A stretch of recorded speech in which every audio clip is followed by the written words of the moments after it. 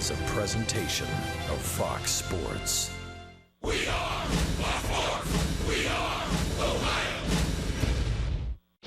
Red men go for the drive as the offense bashed Reds pitching for a season highs of 15 runs and 19 hits last night at Progressive Field.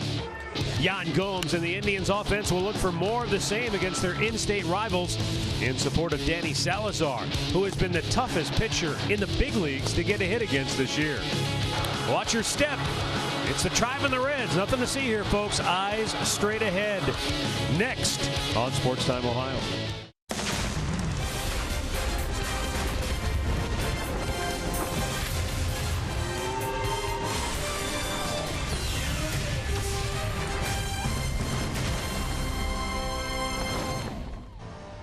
Along the banks of the Cuyahoga River in downtown Cleveland, it's baseball night in Ohio as the Cleveland Indians look to maintain their mastery over their in-state rivals, the Cincinnati Reds, tonight here at Progressive Field. Hi again, everyone. Matt Underwood alongside Rick Manning. Indians have won 6 out of the last 7 against Cincinnati overall. 14 out of 15 right here in Cleveland. And last night, Yan Gomes was a guy that really gave the Indians offense a big jolt, and he's on quite a roll right now. Well, he's starting to get it rolling. And when you're in a slump, it takes time. But he started out on Friday night with a home run. On Saturday, he follows that one up with a home run. And then last night, did not play on Sunday, but he comes back with a breaking ball, goes to right center field. It's a big 3-run home run. And for Yan Gomes, he's leading the league as far as RBIs go for catchers, tied with Salvador Perez. So hopefully he can start getting that bat going, get a few more hits, hit for some average, and drive in more runs. Rick, Danny Salazar gets to start tonight, and I guess you might look at it and say it's probably his kind of year when in his last start he walked 6 Houston Astros batters, and they still really couldn't touch him up for any damage. Well, mechanically, he said he was pulling a lot. He was pulling the ball to his left, and the career-high 6 walks showed he was doing that. But when he walked the bases loaded, he found a way to get out of it. He had 10 strikeouts. He left the bases loaded in the first, in the second, and then he left 2 guys on in the third. He gave him 5 innings, but that, he didn't stay in the ball game that long. But he's tough to get a base hit again. That ERA is 1.90, and he's going to have a tough go against the Cincinnati Reds because he has had his problems against them. But he'll be matched up against Alfredo Simon, 1-3 on the year with an ERA of over 8. But last year he made 5 starts against the Indians. He won 4 of them. Hard to figure that one out, but we'll see if that maybe changes tonight for the Indians as they try to make it 2 straight this year against the Cincinnati Reds. We'll be back with tonight's first pitch. Plus, we'll check in with Andre Knott, who has the latest comings and goings with the Indians roster. Cleveland Indians baseball is brought to you by W.B. Mason, the official office supplier of the Cleveland Indians. By McDonald's, I'm loving it. And by your local Toyota dealers, visit buyatoyota.com. Toyota, let's go places.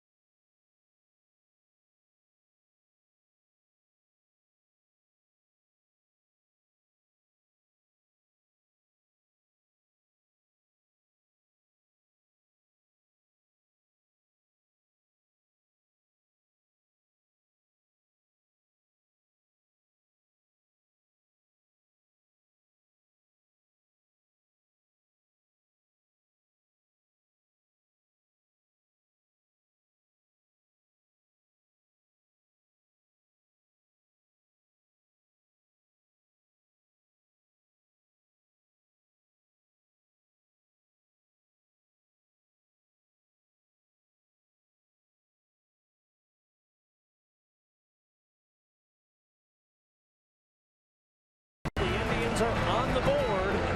A base hit for Napoli, and the Indians have tied the game. Here comes Rajay. He won't stop.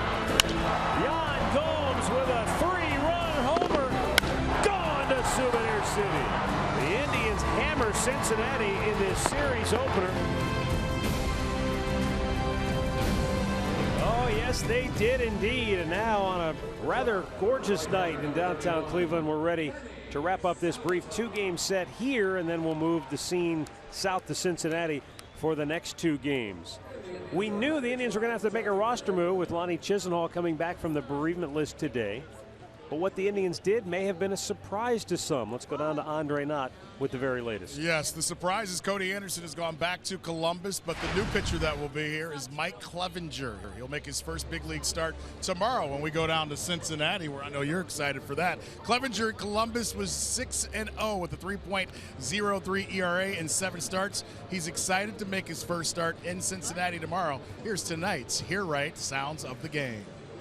I mean, I had no idea this was coming, and Trimmy called me last night, and I was sitting in my hotel bed, and then he actually had to call me again to tell me, like, no, you're going. And so to really get it to sink in, so it was a good moment.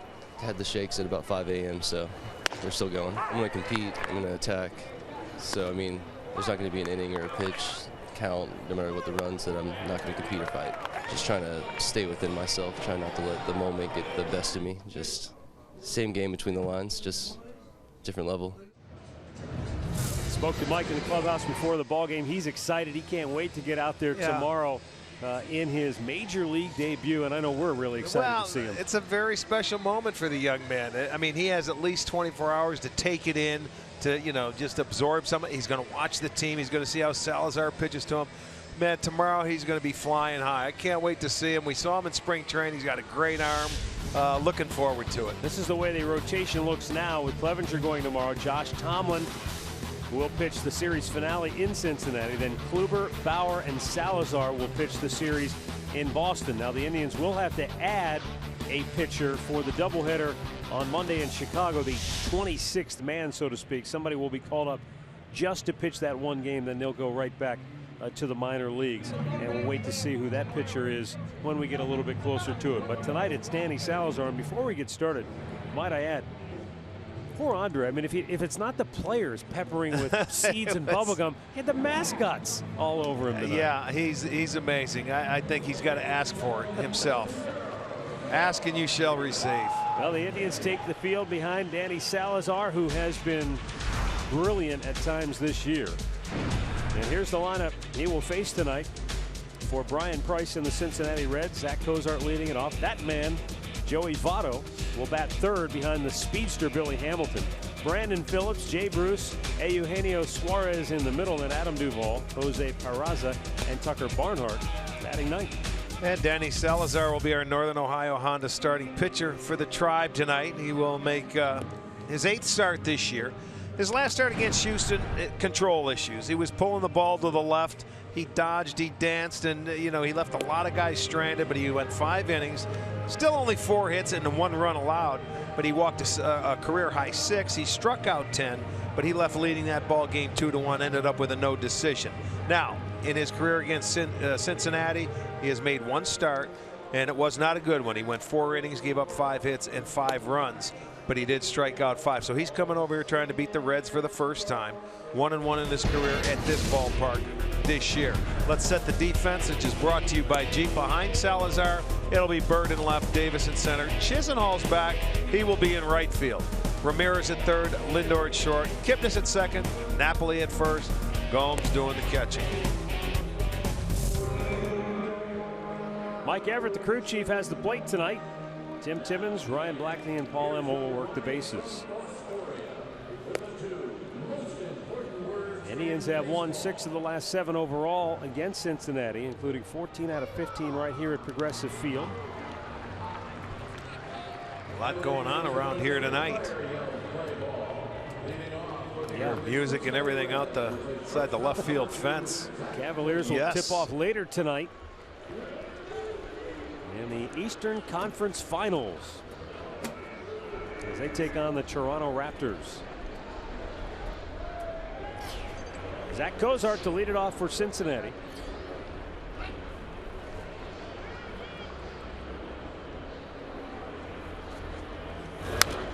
Swings at the first pitch and a foul right back.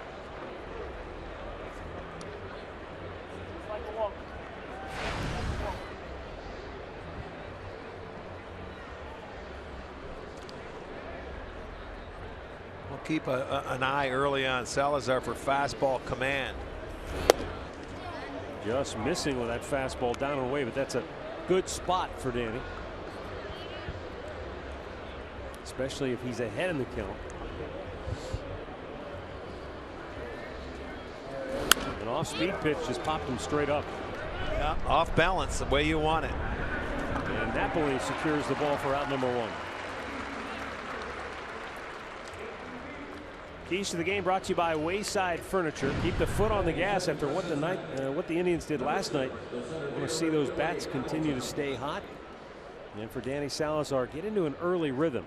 Rhythm was something that he never did find in Houston. Even though he had 10 strikeouts, he was just all over the place. And talking about that rhythm, it's that slow delivery and not, trying to rush to home plate, staying back with the baseball like he did a couple of starts ago, and he had a good breaking ball, and we just saw a good one on the 3rd pitch of the game.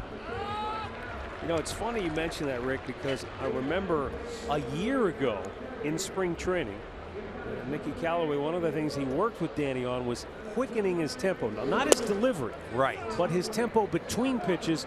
He was taking too much time on the mound getting ready. He wanted him to get the ball, get the sign, and let's go. Right. But don't carry that over into your delivery and speed that up, though. No, that's true. Get your tempo and speed it up between pitches, but nice and relaxed with your delivery. Yeah, you don't want to rush that. It's no different than a golf swing. If you hurry, if you get too quick in your golf swing, a million things can go wrong. And the same thing holds true for pitching. Yeah, rhythm and tempo, 2 different things. Swung out and missed. He struck him out with a good off-speed pitch. Looked like a change up to me, and Salazar gets his 54th strikeout. Danny on the year. Left-handers, man, they're only hitting $107 coming into this game. They had 8 hits and 75 at bats. That'll be our Circle K strikeout. Second hitter of the game for Salazar gets Hamilton. Out number 2. Up comes Joey Votto, 1 for 3 last night with a double, scored a couple of runs. Ouch. He broke his bat, got inside on him, and on one pitch, Votto retired. It only took 8 tosses for Salazar to set the Reds down 1-2-3. The Indians are coming to bat.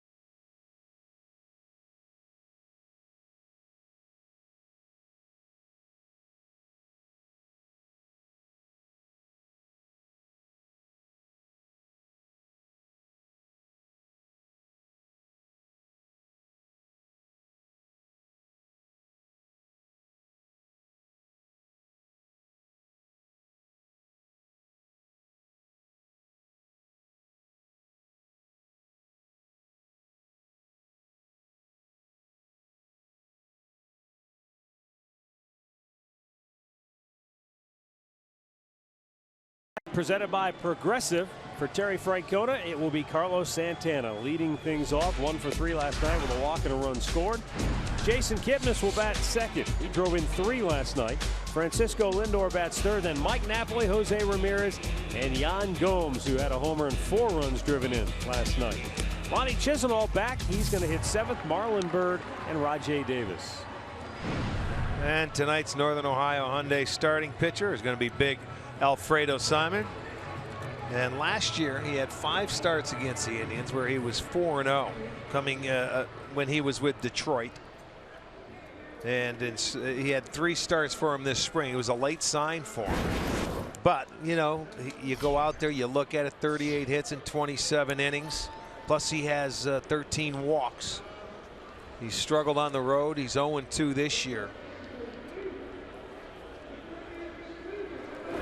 Carlos Santana swings at the first pitch. And with the shift on, Zach Cozart throws him out 1 away. Let's look at the Reds defense for you. Duvall in left, Hamilton in center, Bruce over in right, Suarez at third, Cozart at short. Peraza now, he's at second base. He started at center yesterday. Votto is at first, Barnhart behind the plate. Well, Alfredo Simon got clobbered almost right out of the gates this year. He had a game at Wrigley Field. He lasted 2/3 of an inning, gave up 5 runs. That'll shoot your E up in an ERA. Yeah, then he faced the Cubs again at home and gave up 8 runs in 2 2/3 innings. You take those 2 away, and overall his numbers aren't as bad as it would appear. That's not a good club to face, the Cubs. They do that to a lot of people.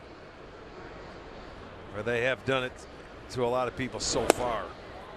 I mean, last time out he went 6 innings against a very good Pirates lineup and allowed just 3 runs. 3 runs allowed to start before that against Milwaukee.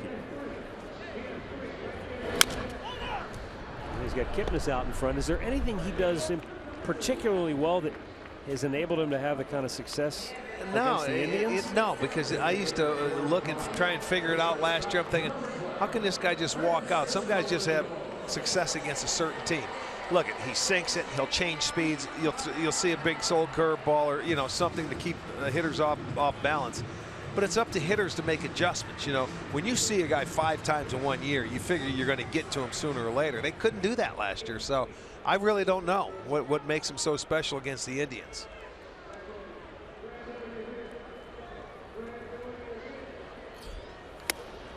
They got to him last year in September for 5 runs in 6 2/3 innings, but the only other time where they had that kind of success against him was back in 2014 in a game here where they got him for 5 runs in 5 innings.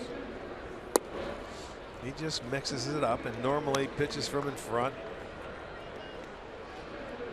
But you know, nothing out of the ordinary.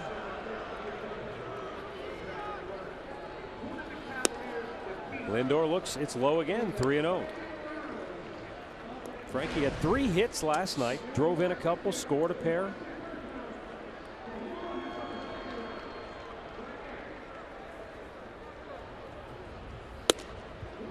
And that's a high strike to make the count 3-1.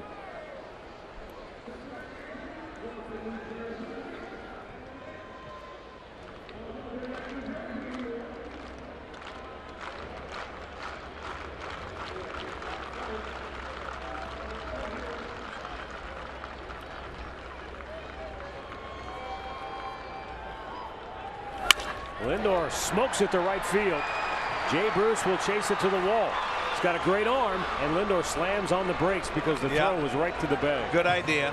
And you know what? He was hustling all the way. And a 3-1 count, that's how you want to see a swing. Put that good swing on the baseball and hit a nice line drive. He got the fastball again, and that's what you're supposed to do with it. He hit it hard. He hit it too hard. Holds him to a single. And he was running out of the batter's box. So a 2-out single for the Tribe. Last night they had, what, 6 of the first 7 innings. Their leadoff man aboard. And they started to hit with runners in scoring position. That's the kind of night it was for him last night.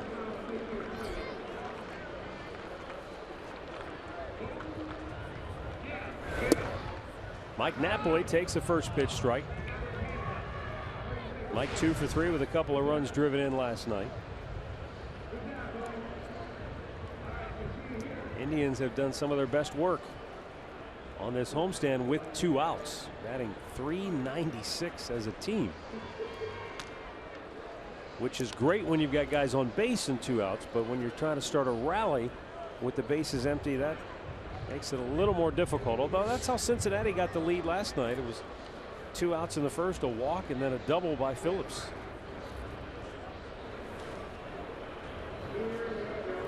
And with Lindor's speed, if Napoli can hit for extra bases here, Lindor more than likely will score.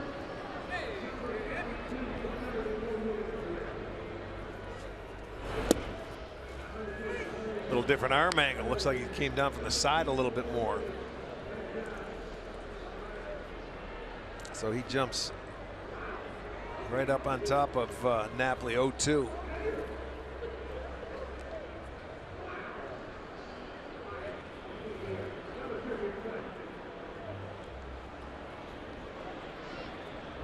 Now Simon waiting. Barnhart went through every sign he could give him, but Simon never really agreed on any of them. Now it looks like fastball in. I don't think he has any idea what he wants to throw here, so they're going to talk it over. Well, if he's been watching, you elevate the fastball. That's pretty much how everybody's been trying to pitch Napoli this year. There's not much new to that scouting report, unless they're reading off a different one. Well, Barnhart did not play last night. Ramon Cabrera was behind the plate for Cincinnati. There's the high fastball. That must have been what it was. He said, I don't want a fastball in, I want a fastball yeah, up. Right. I mean, it doesn't take much. We've been watching this report now for 6 weeks. Big curveball, and he strikes him out to end the inning. No runs ahead, a man left. We've played an inning, no score in Cleveland.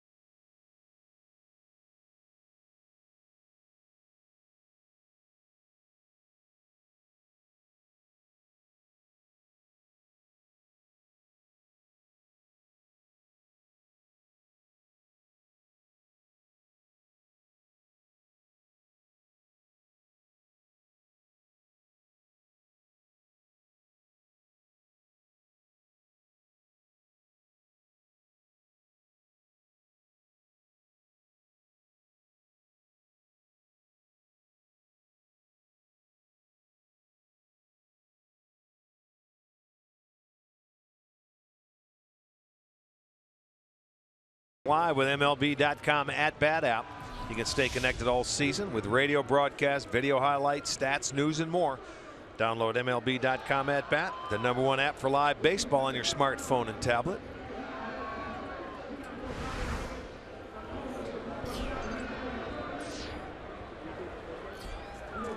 Brandon Phillips to lead off the second here for the Cincinnati Reds. And Danny Salazar's fastball too high, ball one.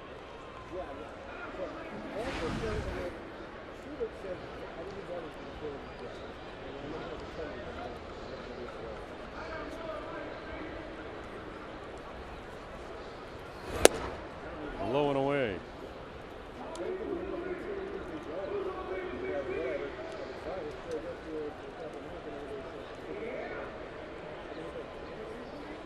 Brandon last night 1 for 3 with a double and a run driven in. He's serving as the DH tonight. And that pitch is up high, 3-0. Well, he came out free and easy in inning #1 and missed on the first 3 pitches. Brandon's got those what color blue batting gloves is he wearing today? Look like gardening gloves a little bit. They don't they? did. From up here they do. Leadoff walk. T-Mobile, greater coverage of baseball. Lowest batting average against this year belongs to Danny Salazar. Jake Arrieta right behind him. And Chris Sale of the White Sox. Former Indian Drew Pomerantz checking in right there at $1.73.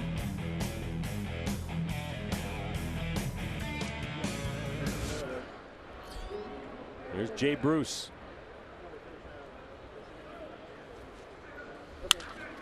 And a base hit beats the shift.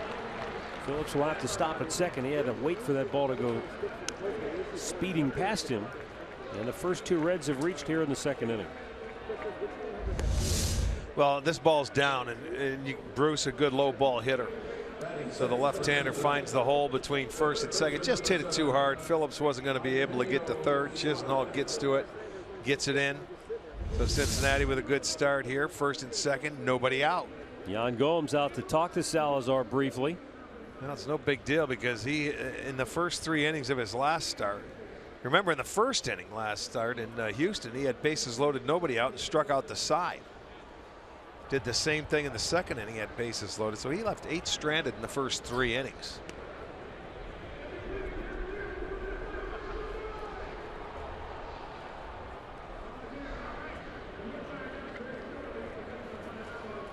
And a fastball right down Broadway to Eugenio Suarez.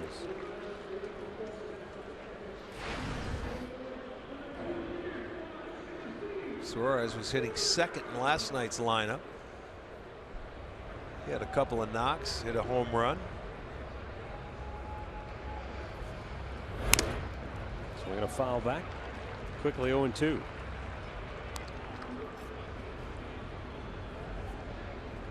Well, the Reds came out and made a game of it early. They grabbed a 4-0 lead. But the avalanche of runs that the Indians poured on just took the fight right out of them. Yeah, they came back with a couple of body punches and knocked them to the ground, didn't they? With a 4-run, a 5-run inning. The 0-2. Like a Rougned Odor shot to the jaw of Jose Bautista. By the way, he was suspended today by Major League Baseball for 8 games for that punch. Surprised? Yeah, that to me seems a little too many. 8 games, and that doesn't matter. Swing and a miss. Suarez down on strike. Second K for Salazar. 1 gone here in inning number 2.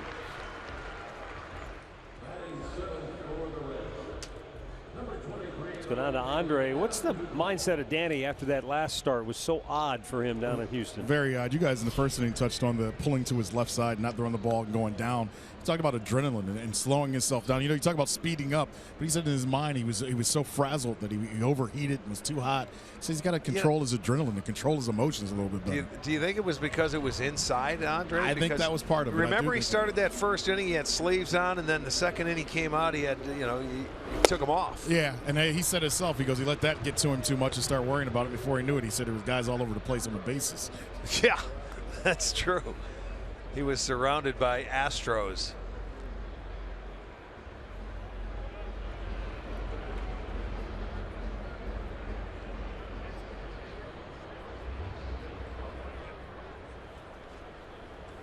Adam Duvall can't catch up to that heat. 95 and on the black, the outside corner. That's like, do you remember when Detroit was in town? Verlander was pitching against this air, and he came out, I think, after 4 innings, and he took his sleeves off. Yeah. And went back out and then And the got Indians lunched. got him. Yeah. And said he'd never do that again. 2 on, 1 out here in the second, no score. Just outside, Duvall not chasing. 1-2 the count. Duvall's been in a pretty good groove. You know, you look at his numbers, and boy, he has been in a very good groove. Got 12 doubles, 7 homers, 15 ribbies, hitting .284.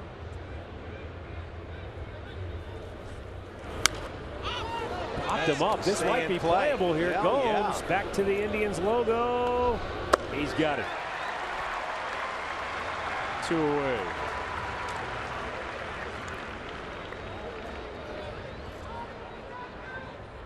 not often you see a pop-up stay in play anymore. It seems like every time a guy pops one up, it fades back onto the screen. Well, there's so little foul territory in a lot of these ballparks that it's, you know, it's sometimes a free at bat for a hitter. You know, the way these new stadiums are designed, their seats are closer to the playing field. A lot longer walk to home plate when you were playing at the old stadium. Yeah, yeah. When you struck out, you got a chance to hear a lot of the fans heckling you. You still get that long walk where we're going this weekend in Boston. Yeah. And in Oakland. Well, I think of when I first went to Boston back in the 90s, in the mid-90s, and Yankee Stadium, old Yankee Stadium, it reminded me of Cleveland Stadium. That those were stadiums that had the big crown on the field. Yeah. And everything leveled toward the dugouts. Yeah, right. So when it rained, the first thing that flooded was the dugouts. Get the players. Now you walk out of the dugout and everything is just flat all the way it's across. just spectacular. Danny checks that runner, Phillips at second, and it's fouled into the Cincinnati dugout. Almost got Jim Riggleman, former Indians third base coach, now serves as the bench coach for Brian Price in Cincinnati. I still remember a game in Cincinnati, ironically enough. You know where I'm going with this, I know exactly where you're going. Probably don't have time to get into it with 2 outs. I should know better.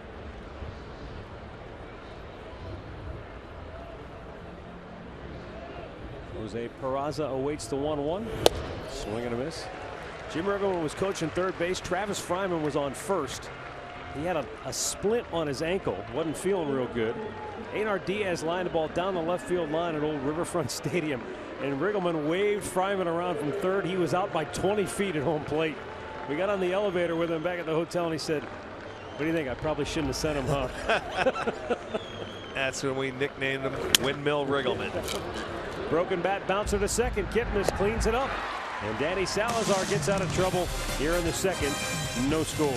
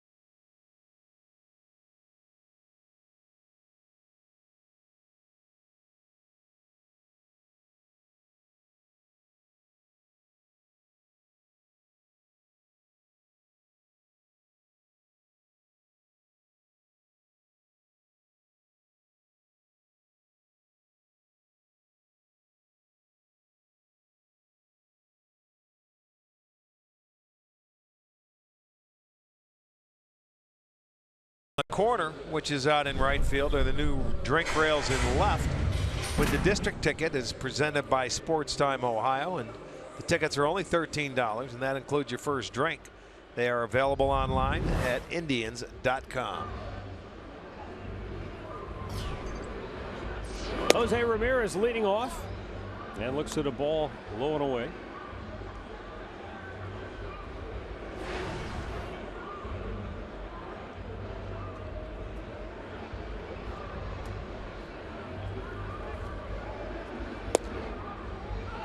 By the way, I wanted to clean one thing up. The original report that I heard about Jose Bautista and Rougned Odor that Odor had been suspended 8 games, but nothing for Bautista. Bautista did get a 1-game suspension. Okay.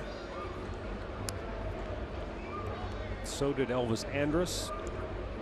There were a number of other people that got a game.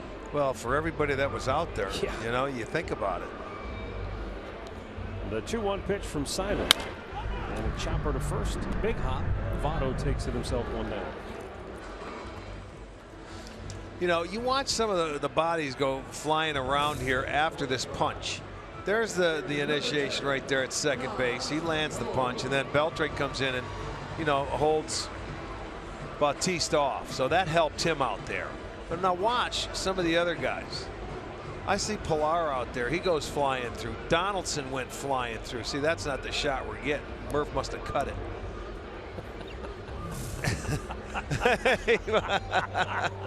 Murph deleted what I was looking for. He did that on purpose.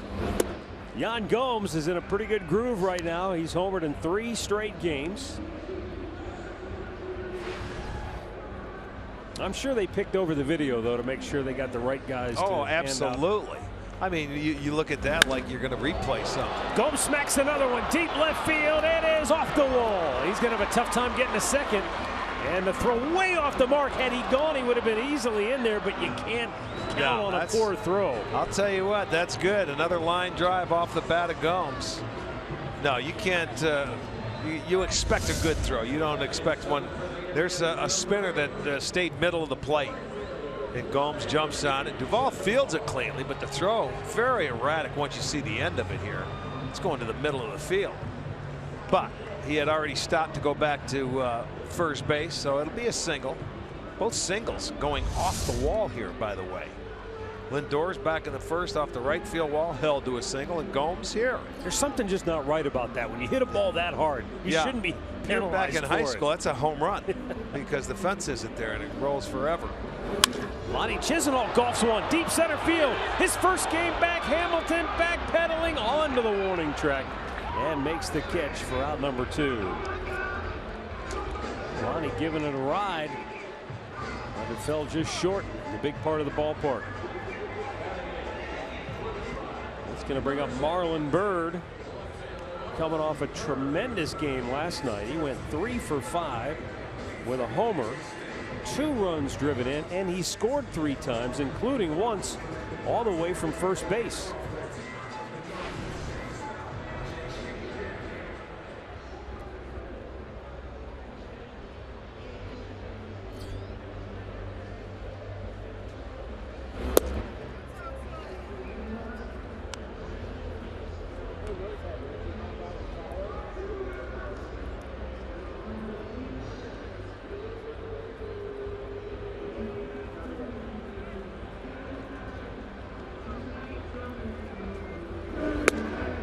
Good breaking ball in for a strike.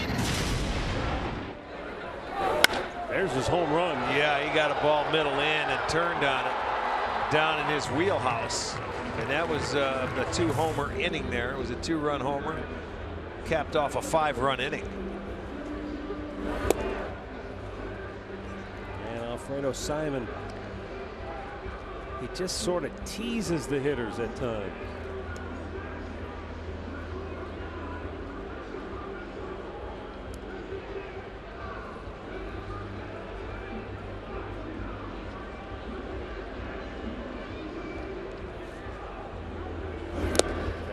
Great backhanded pick by Barnhart.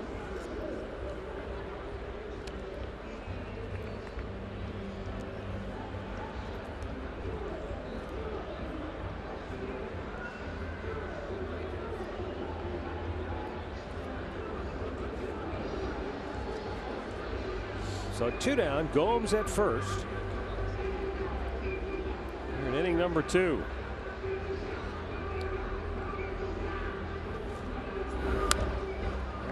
Fouling it right back. Got to send out a happy birthday wish to Joe Scott, who is 90 years old today. Joe is at the ballpark today with about 16 people. They are partying at the game. So, Joe, if you're taping it or whatever you're doing, happy birthday, my friend. Happy 90.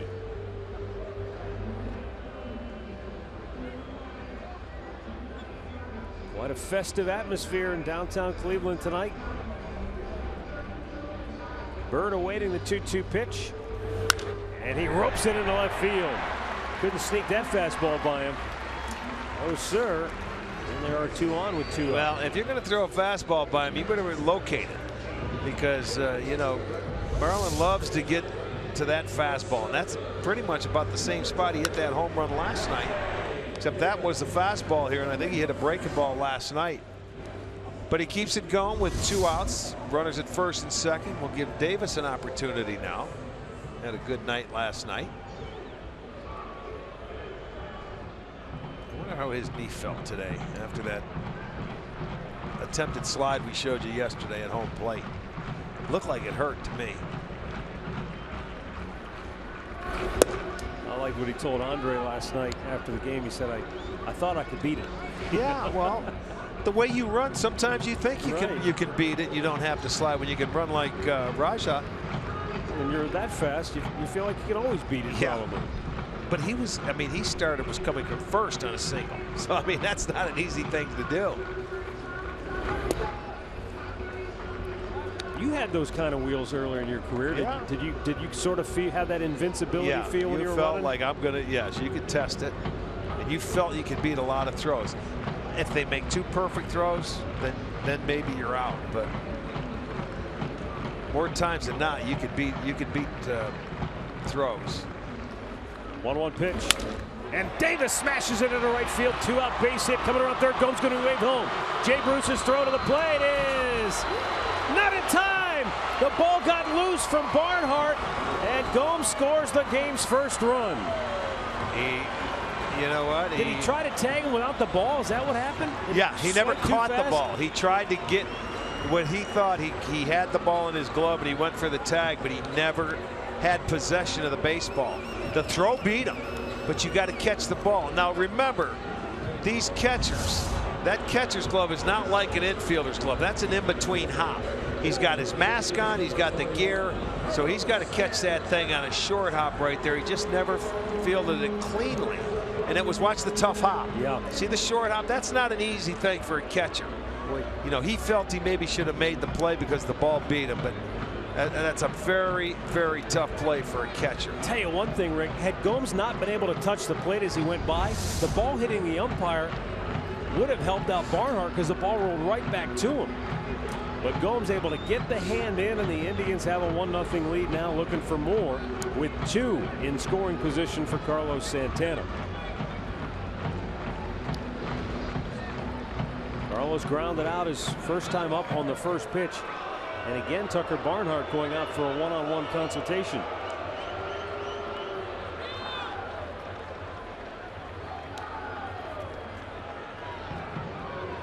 Barnhart leads the Reds. This is his 23rd game starting behind the plate, but he and Simon have had a tough time getting on the same page. Yes, they have. Early in this game, they certainly have. Nice backhanded stab there. Reds go into a big shift for Santana. 3 onto the right side with Peraza out in shallow right. They keep Suarez over there near third.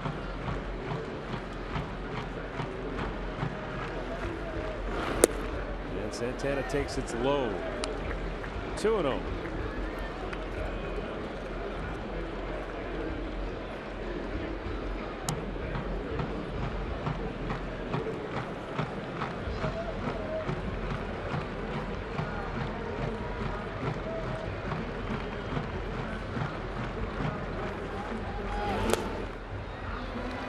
Santana patiently waiting out Simon, who hasn't really come close to throwing him a strike here. It's 3-0.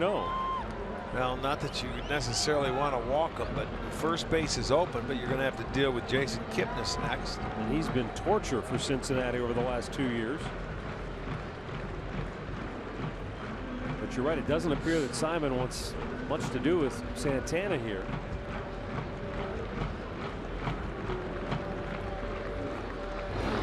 Looked like a changeup up high, and he walks him to load the bases. Our great clip of the game from last night. Jason Kipnis roped the ball into the gap. And Rajay just did beat that tag at home plate. Originally called out, but the umpire didn't see that they never tagged him. Yeah, he scraped the foot across the plate. And, you know, looking at it from the naked eye, it was hard to tell if he touched the plate or not. Well, Mark Riggins wore out a path between the dugout and the pitcher's mound last night. I'll bet he goes through a pair of spikes a week, or shoes, as many times as he's been out there this year. Well, they handed John Lamb a 4-0 lead after 3 innings, and Lamb only lasted 4 innings last night before he gave up 7 runs on 10 hits.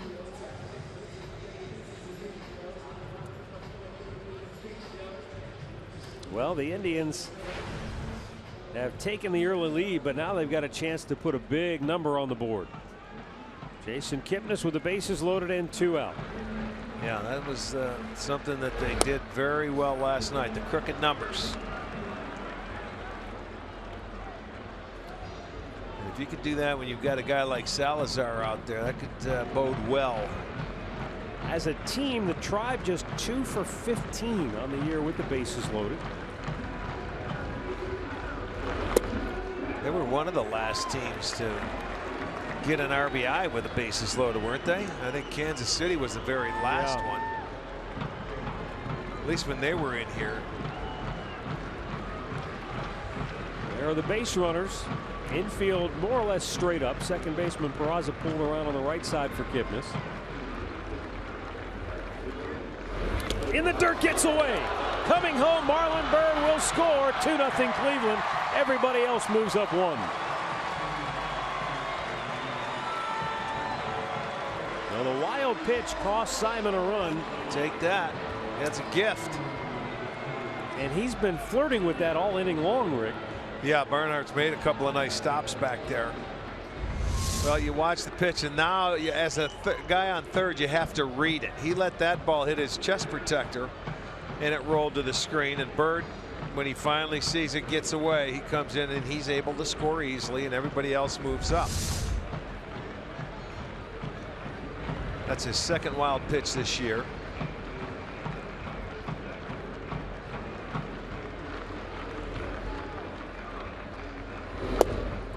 And Simon finds the strike zone on a 3-0 pitch.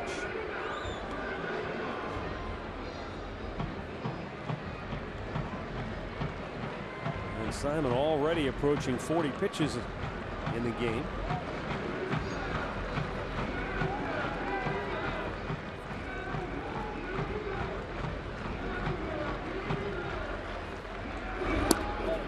Wow, just barely scraped the bottom of the zone. Well, you know, in the first 2 pitches of this at bat, he threw a couple of pitches down there, and they were called balls. Now you get a 3-1 count, and you throw it down there, and it's called a strike.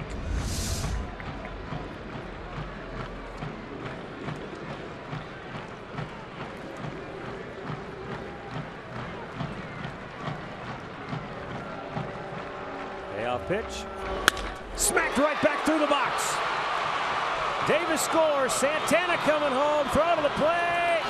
And he is saved. Santana beats the tag. And the Indians have themselves another big inning. A 4 spot in the second. As Kipnis delivers a big 2-out, 2-run hit.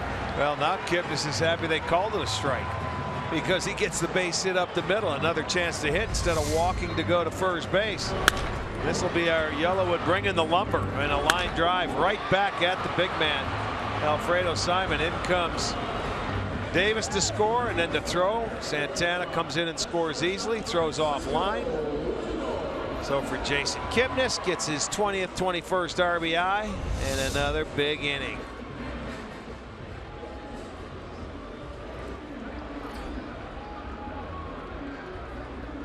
And the inning continues now. Francisco Lindor, the 8th man to bat.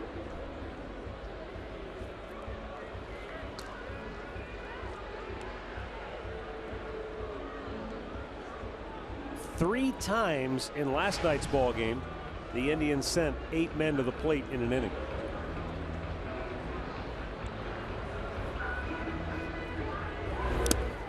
Another good pick by Barnhart. He's made a number of those already. Yeah, and the one that he didn't, it ended up being a wild pitch that scored a run. He's already thrown 4 balls down there in the dirt.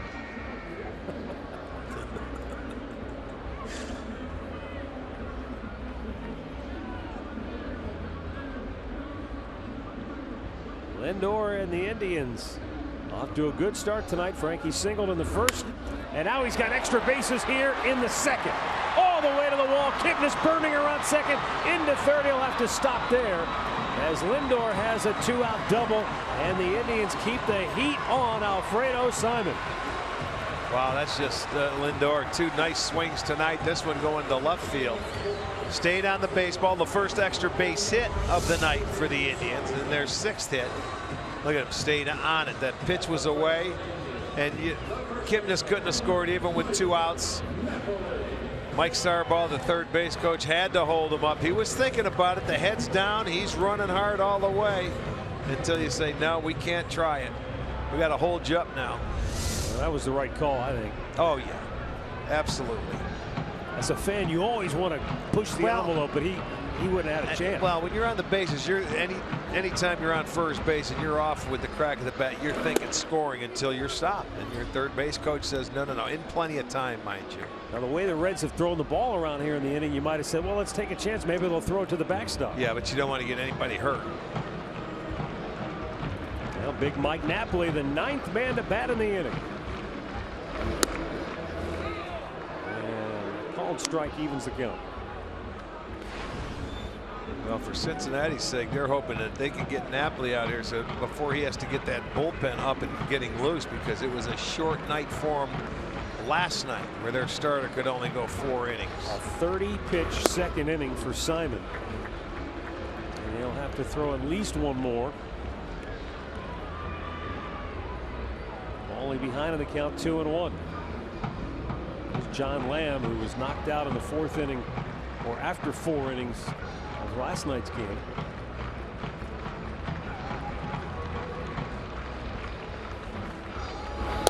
The silver lining last night for Cincinnati, if there is one, when you lose 15-6, is that they only needed 3 relievers to close out the game. They didn't have to burn through the entire bullpen.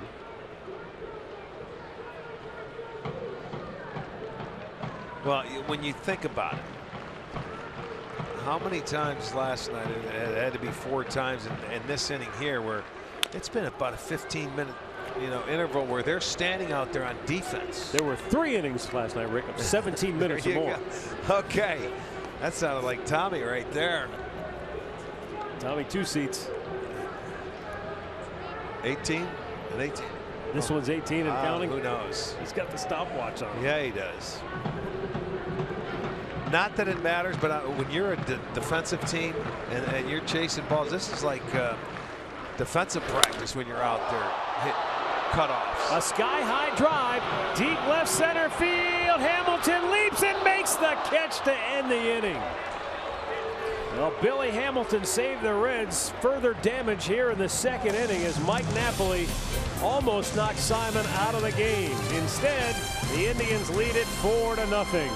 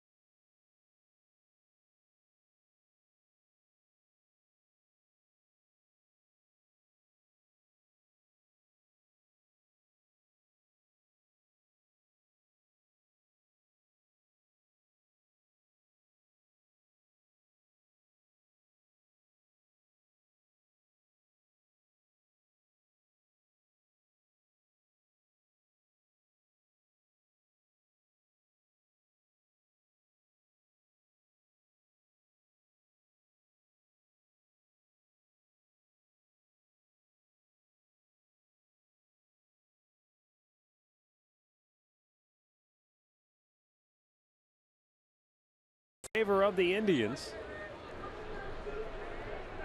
As we move now to the third inning.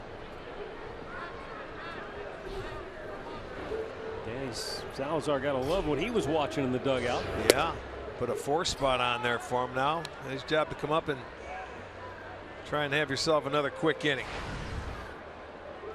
First 2 reached last inning for Danny, but he was able to pitch around it. Right off the mask of Yan Gomes.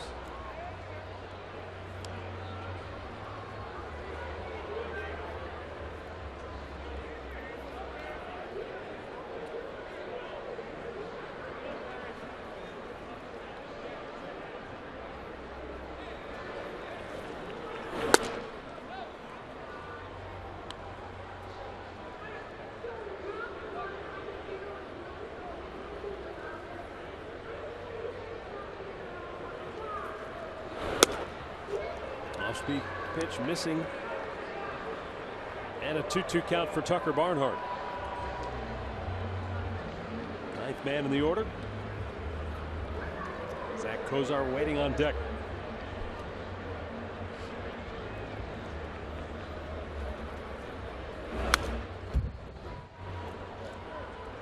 Stays 2-2.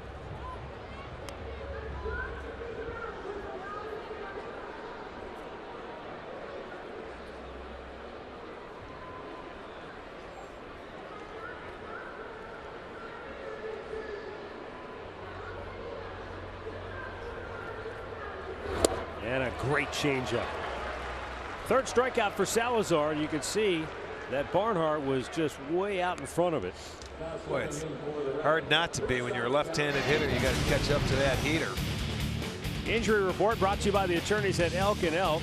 This is just a portion of the Reds DL. Yeah. These are the position players, and the big one there, obviously, Devin Mesoraco. We mentioned it yesterday. Did shoulder surgery for torn labrum. He's out the rest of the year.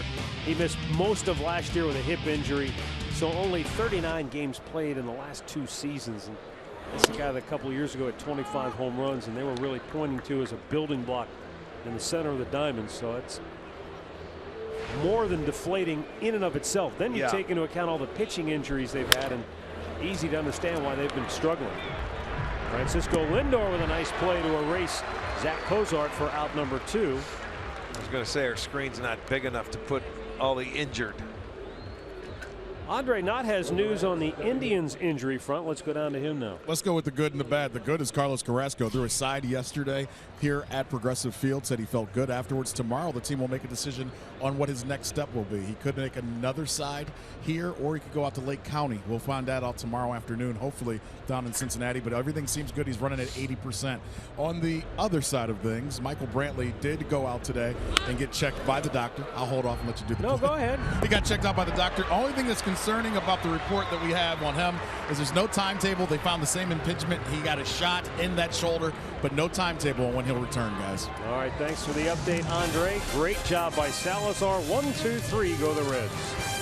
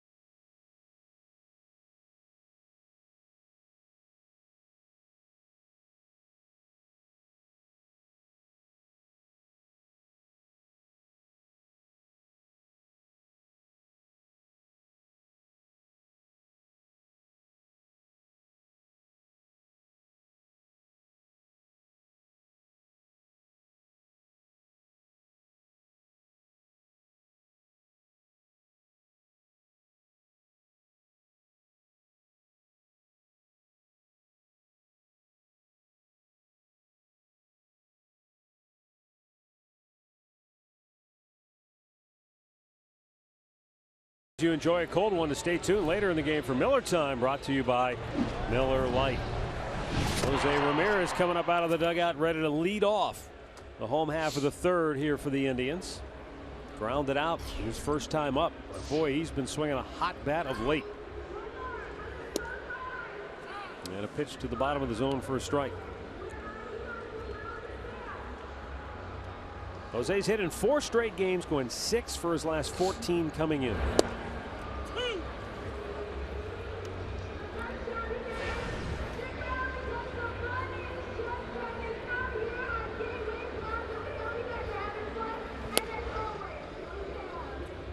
You know, his emergence all of a sudden, Rick, especially with the absence of Michael Brantley, gives the Indians lineup just a little more balance as you go down the line.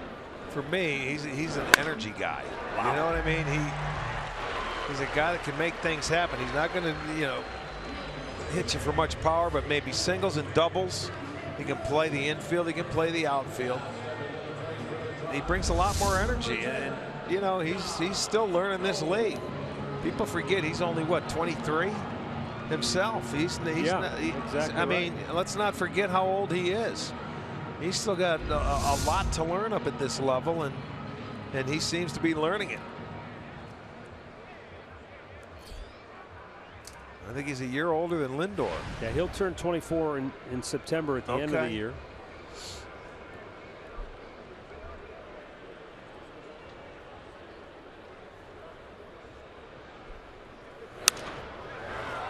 Gomes swinging at the first pitch, popping it into foul territory. Votto comes hard from first to make the grab.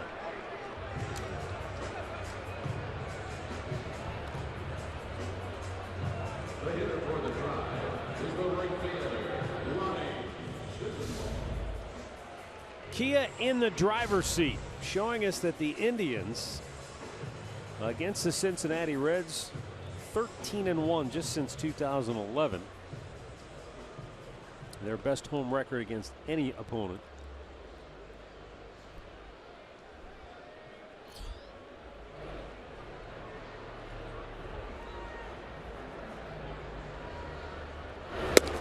Snap throw to first, but back safely is Ramirez. See how quickly Barnhart got behind Chisenhall to make a throw to clear a path to where he could throw it. Those catchers much quicker when you have a right-handed hitter in the batter's box. They don't have to deal with the hitter.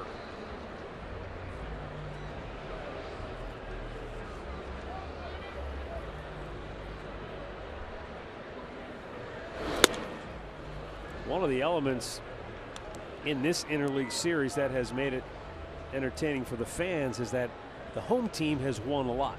Indians have obviously dominated recently here. Cincinnati, even with the Indians winning 2 of 3 down there last year, still won 17 of the last 24 at their park. Yeah, it's a home and home thing.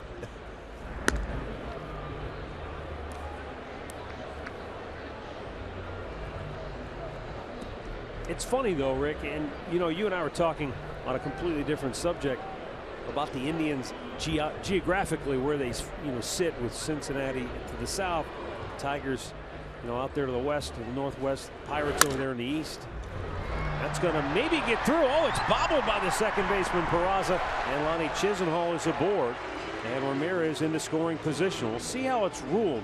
Not a routine play because he had to go a long way to get it, but probably a play he should have made. Yeah, here's a guy that was playing center field last night, and he misplayed a ball, and we said he's an infielder. Well, if you're a big leaguer, that's a play you got to catch and you've got to make. Once he make it, it would have been Alfredo Simon that had to cover, but he was over there in position to get it, so we'll see how they score. I think he gave him a hit.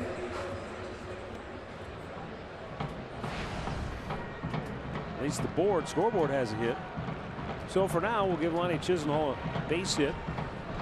And the Indians right back to work, 2 on with 1 out. And Marlon Byrd fouls one back out of play.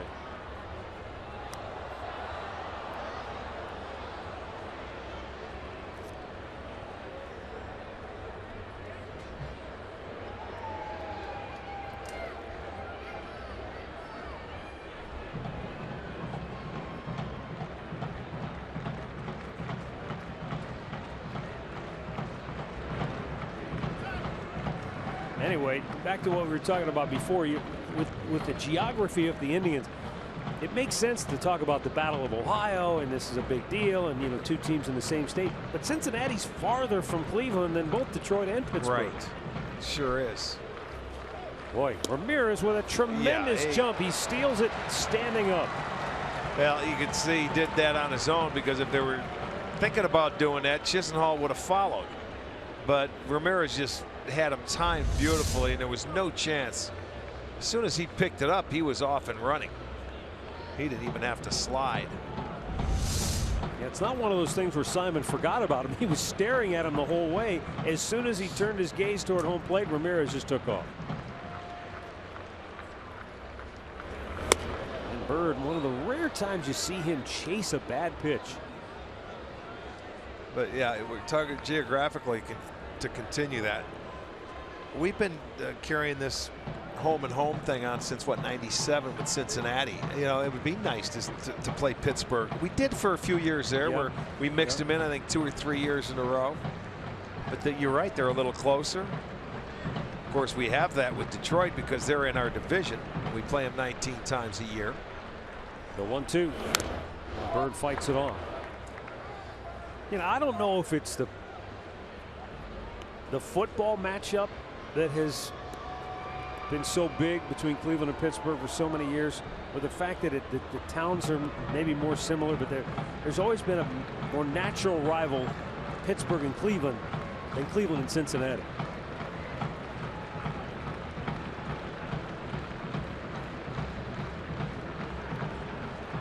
Now the 1-2. And Bird strikes out on a good breaking ball from Alfredo Simon. He gets his second strikeout of the night. 2 down. It was 2 down the last time we came up, and this is the guy that drove in the first run for the Indians with a 2-out base hit, taking it to right center field.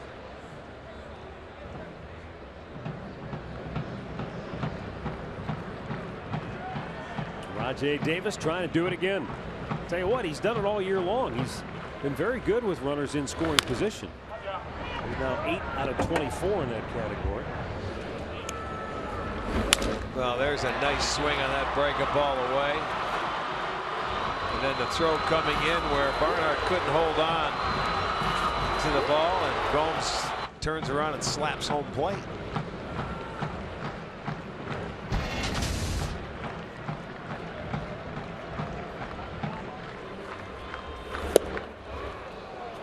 In terms of rivalries, when you were in Milwaukee and the Brewers would play the Twins, did it have that? Because geographically, those are fairly. It was a good one. Minnesota was a real good one, but the White Sox were a better one. Chicago, is that right? Yes. 90 miles, 90-mile drive, and in '83 when the White Sox won really that division, and they won, what, 99 games, I believe. That was a really nice rivalry there, yes. But Minnesota was good as well. And I'm thinking Minnesota, Green Bay. There's again the football tie. Oh yeah, you know, exactly. For years those two teams are knocking heads.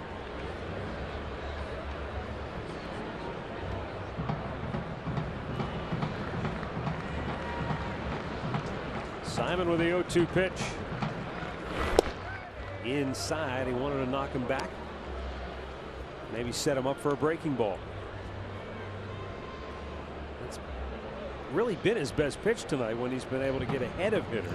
Yeah, he never throws you the same pitch twice. He's always moving it in, moving it out, cutting it, sinking it, slowing it down. There's the curveball.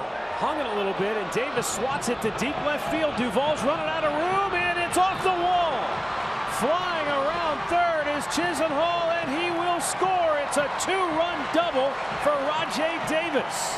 Another crooked number on the board for Cleveland as they increase their lead to 6-0. Well, he came back with that curveball, and Davis was waiting for it. You know, he watched him pitch a number of times in Detroit, so you got to feel he knows how this guy likes to pitch. But boy, he left that one up. That was up. It was middle of the plate. Rajai kept his hands back, and not quite enough to get it out of here. And boy, Duvall played that nicely off the wall, even though with 2 outs. Chisenhall was off and running on the crack of the bat.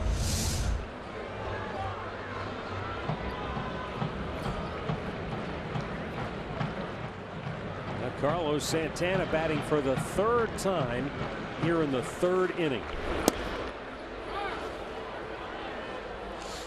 Well, this is a mirror image of last night.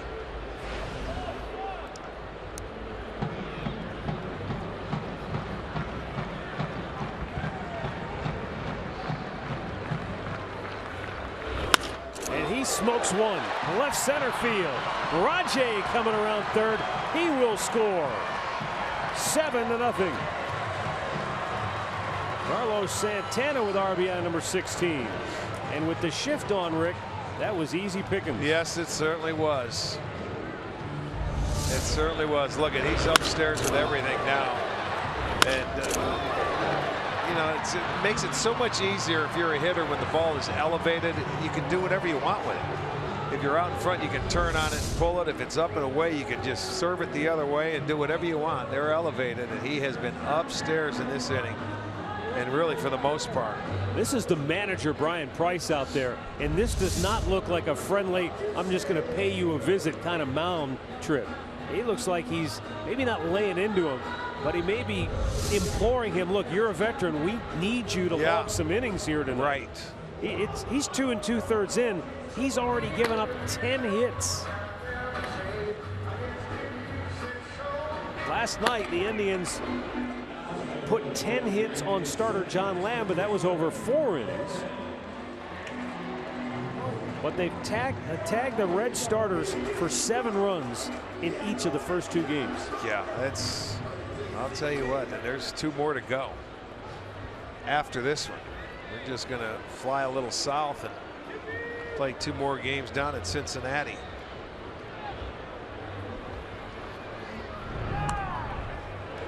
It's going to drive Santana back to the bag.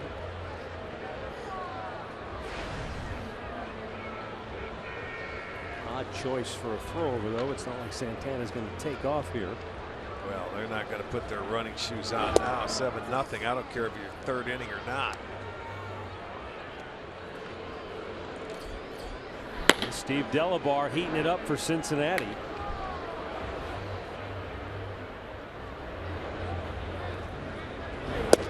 Goodness. Well, on the other hand, what Andre was talking about before we had to go to the inning as far as Carrasco goes, that sounds like good news, huh? Yeah. Closer he can get back, and especially it's Carlos Carrasco jersey night here at the ballpark. Yeah. See a lot of the white jersey in the seats. That's number 59 Carrasco on it. We're going to see Mike Clevinger make his major league debut tomorrow night down in Cincinnati. He's going into the rotation. This isn't a 1-start deal for him. He's one of the starting 5 now. Maybe until Carrasco's ready to come back. Check swing foul. Well, you hate to, and it was such a weird play on how he got hurt and how he went out. You look at the pitches by inning, and it's starting to get ugly. 34 in the second, 23 in this inning. The Indians have had 7 runs in the last 2 innings.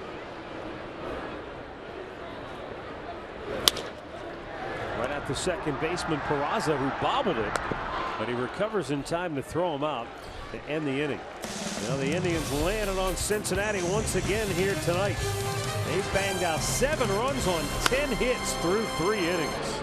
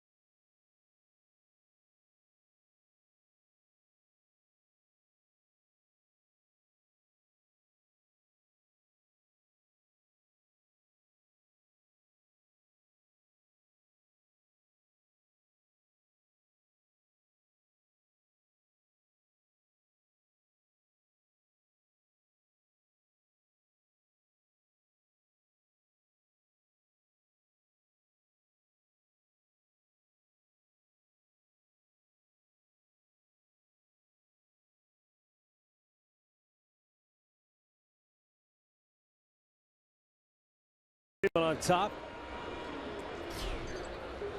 And Joey Votto going to lead off the fourth for the Reds. And Salazar. And Votto swinging at the first pitch for the second time tonight. I was going to say, you remember he did it in his first at bat and it shattered his bat.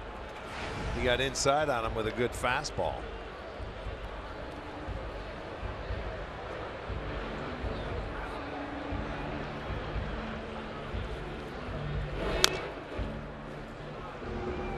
No balls and 2 strikes.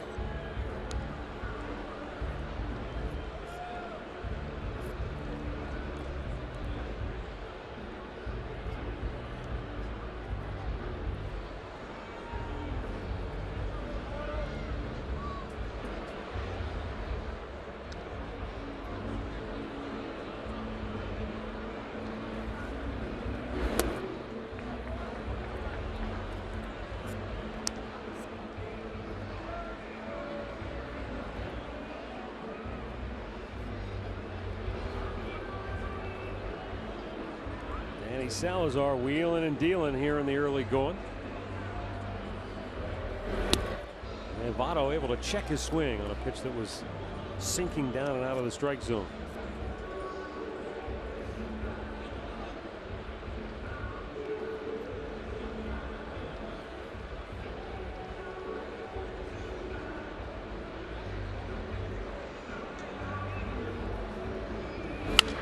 Rifles that one foul.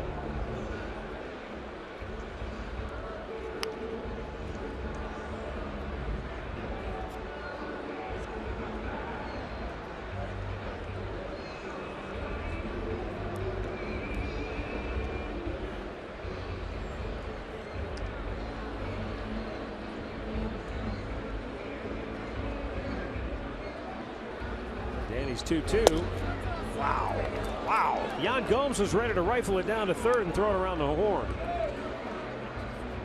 Look at Salazar. My goodness. I'd say that's a little outside. But that's also a guy like Votto has earned a reputation of having such a good eye. He gets a lot of those calls, I think. Yeah.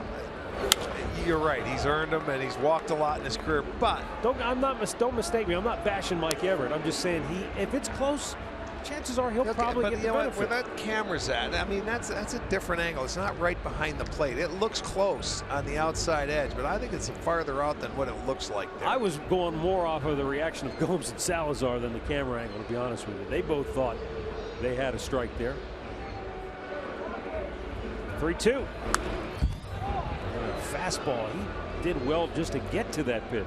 Well, see if Danny follows it up with a changeup. It's 7-0. You have to throw strikes here. You don't want to, nibble. Simon's nibbling, and he's up in the strike zone. Danny's got a nice, comfortable lead.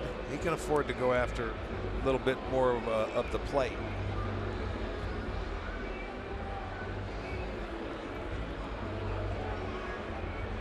Fastball away.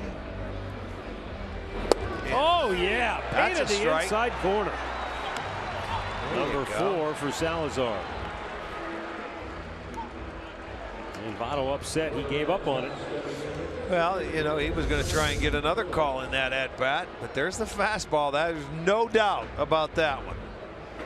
He must have been looking away, as he was probably the rest of that at-bat, and Danny comes right back inside. Good call by Gomes, and gets his 4th strikeout.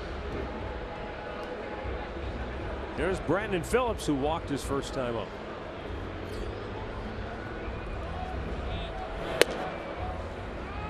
And he looks at a first pitch strike off speed. Votto is like a caged lion right now. He is irate. That may more be a show of frustration just overall with how things are going for Cincinnati. Napoli with a great backhanded pick as he digs one out for Kipnis, and there are 2 down. Nice play on both ends. Kip had to go a long way up the middle to get there, and then the off-balance throw couldn't get a lot on it, and Napoli helps him out. Nice job on the other end. Nice pick. Very nice. Kipnis gets to it. Boy, that does wonders when that first baseman can pick you up at first and dig a couple out. And with 2 down, Jay Bruce coming up.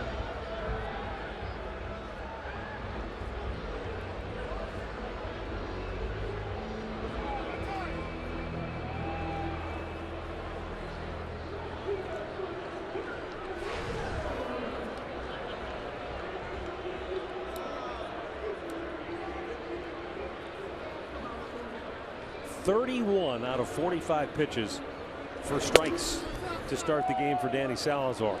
A far cry from where he was his last time out against the Astros. Truly night and day. Yeah, he'd probably been in the second inning when you're looking at the pitch count at 46. Came right down and got Gomes on the top of the foot. Even though he's got the protection there, that hurts.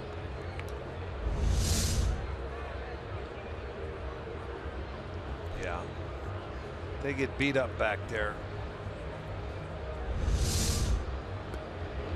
It seems like they come in bunches too, doesn't it? Yeah, you know, like anything, when you get hit once and all of a sudden you'll see a couple more coming in and you're going, wait a minute, what did I do wrong today?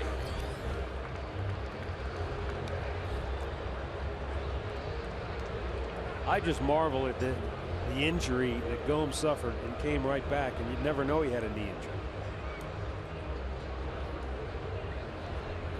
2-1 pitch. It's one thing you have a knee surgery and you're, let's say, a first baseman or an outfielder, where it's still challenging. But when you're catching, you've got to get into deep knee bends and squats all the time.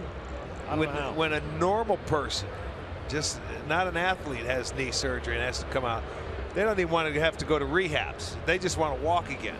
Think about becoming a world-class athlete and have to do it. That's on a totally different level, where you've got to come back and the training and strengthen it up to get back to playing at this level is unbelievably hard. Now the 3-2. And Gomes with a worm burner to first. Napoli with a juggle, but Salazar's there to take the feed. And the inning is over. 9 in a row retired by Salazar, and getting some fine D tonight as well.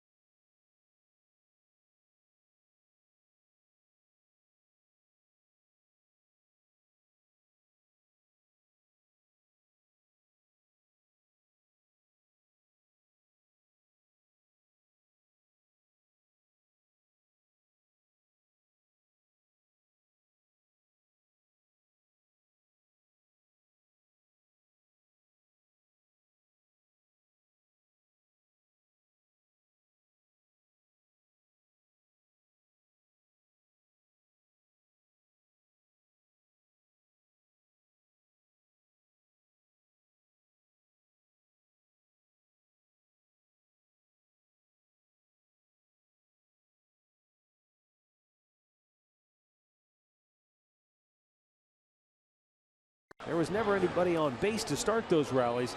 Here, they're getting a few guys on, and then when they get to 2 outs, they just continue to press. And they jumped out to an early lead. You've got to wonder how long Alfredo Simon is for this. Hey, there's Big Willie, John Wilson. I was just going to say, yes, yeah. It is. He has a way of getting in the camera, doesn't he? Yes, indeed. Well, I mean, he's sharp-looking guy. Photogenic. Exactly. Yeah. He knows how to rock. Yes, he does. Yeah. Francisco Lindor, 2 for 2, a single and a double. He's going for the natural cycle tonight.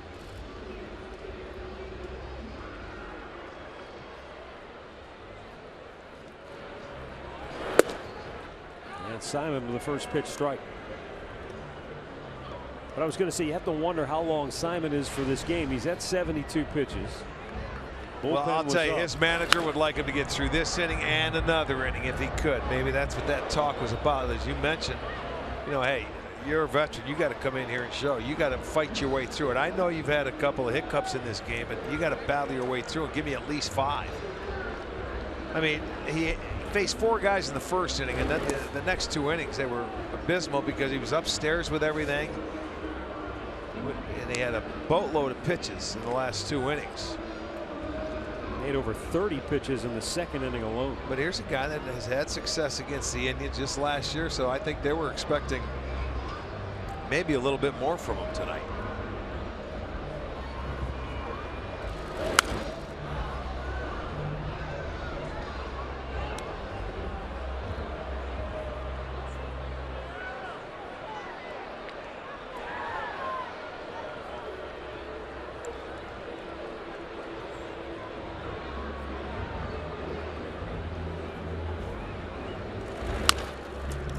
Big bouncer to second base, and Peraza throws out Lindor, 1 down. Well, before the ball game, there was a special guest here at Progressive Field. Stipe Miocic was at the ball game. The UFC new world champion, and Andre caught up with him before the game. Yes, the champ was here, and you know he had the biggest punch heard across the world just on Saturday night in Brazil. Check out this shot right here in the reaction when he hits the home run. That may have been the most excitement we've seen in batting practice in a long time, fellas. He loved hitting that. Great friends with Yan Gomes as well, and they had a great time here before the game. 2 things about that. One, it was the last pitch of batting practice, so it's a walk-off. Yes. That's really great. The other best part about it was the jeans. No, he gets out of the cage, Andre. He's ready to celebrate, and then he realizes, oh, it's time to pick up the balls. Dropped his bat, went out there and picked up the balls like just a regular Joe. That's awesome. Right? How cool a guy is he? He's a former firefighter, still goes and hangs out with those guys. Unbelievable guy. Look at this reaction. Look at the guys behind the kid. Everybody, the Reds guys, everybody's fired up. Yeah, that's a nice swing. And now watch him. I don't know if we have the shot long enough. There he goes. Let's go pick up the balls. You're darn right. Yep.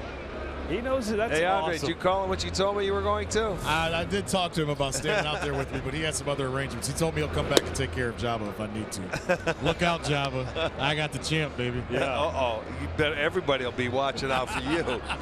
You'll be the king. He's got hammers, boys. Oh, I'm telling you what. I looked at his hands. I said, man, it'd be like getting hit by a sledgehammer. That's probably what the guy he fought said, too, when it was all said and done. That was great, though. Stipe promised he was going to bring the belt back to Cleveland. He made good on it.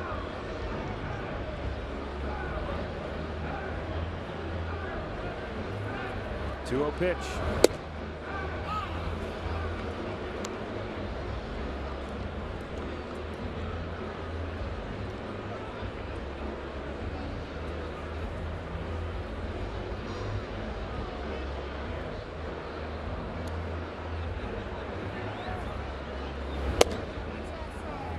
Lots of energy and excitement in Cleveland right now with the Cavaliers getting ready to host Eastern Conference Finals.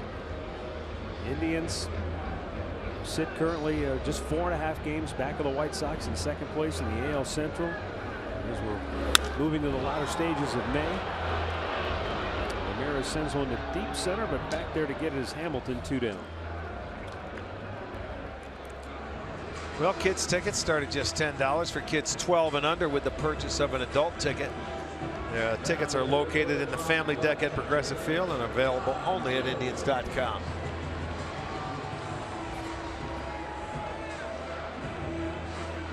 Now here is Yan Gomes, who singled and scored in the second, fouled out his last time up.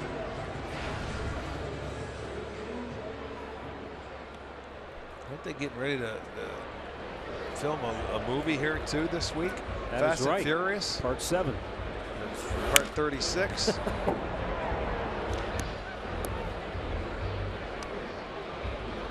Talking with our good friend Eddie. There's a lot going on around this town this whole summer. Well, the Republican National Convention in July going to turn this city into quite a spectacle in the middle of July, right after the All-Star break. Gomes with a sharply hit ball to Peraza, and the inning is over. 4 complete. Indians 7, Reds nothing.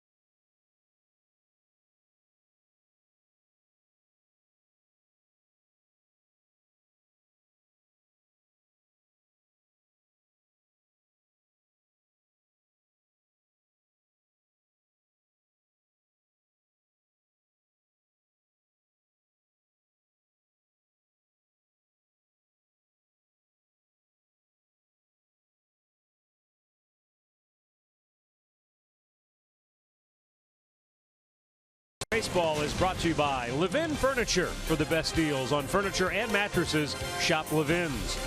By your Northern Ohio Honda dealers. And by the Cleveland Clinic. Access anytime, anywhere.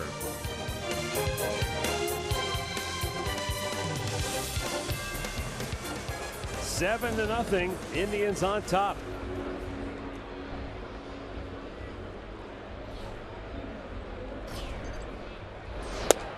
Eugenio Suarez leading off the fifth takes a strike. Danny Salazar, 52 pitches in the ball game, 35 of them for strikes.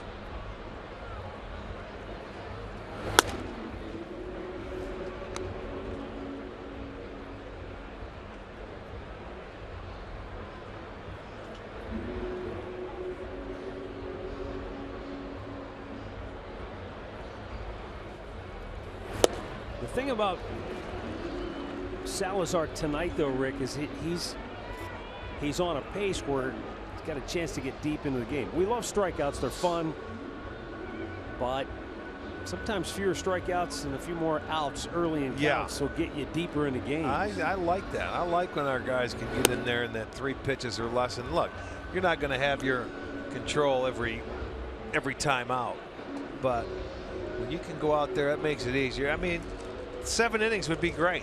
You know, that's 15 pitches per inning if you can do that. And right now, Danny has had 5 outs on 3 pitches or less. Swung out and missed. Suarez out on strikes number 5 for Salazar. Sometimes it's not easy for Danny to get outs on 3 pitches or less. It's not can't easy. make. I know it. They don't make contact. They foul off a pitch here or there because he throws very hard, and he's got such a good changeup that you swing in. And I understand that. And you know, you may go deeper, and there's times if you don't have your control, you're battling from behind. But boy, when he's on his, he doesn't give up many hits to begin with. The most hits he's ever given up in a game is 4 this year, and that's the last 2 starts. For 4 straight starts before that, he gave up 3 hits, and in his very first start, he gave up 2 hits. So he's been so stingy. He's the toughest guy to get a base hit off of in all of baseball.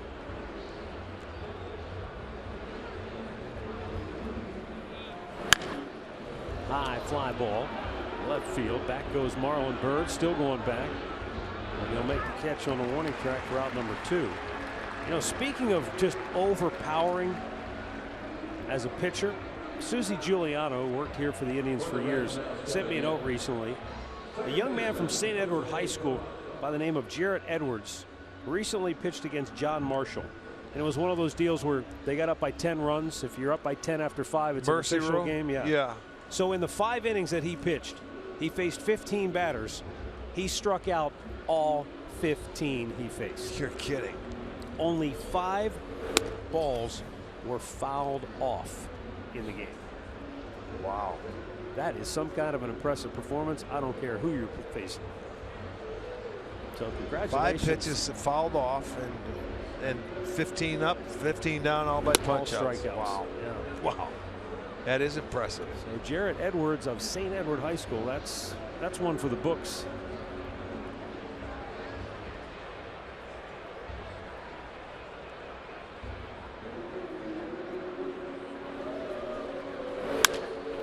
Fouled off to the right. I'm sure once school is out for the summer, we'll probably see Susie make a trip down here to the ballpark. Why wouldn't we?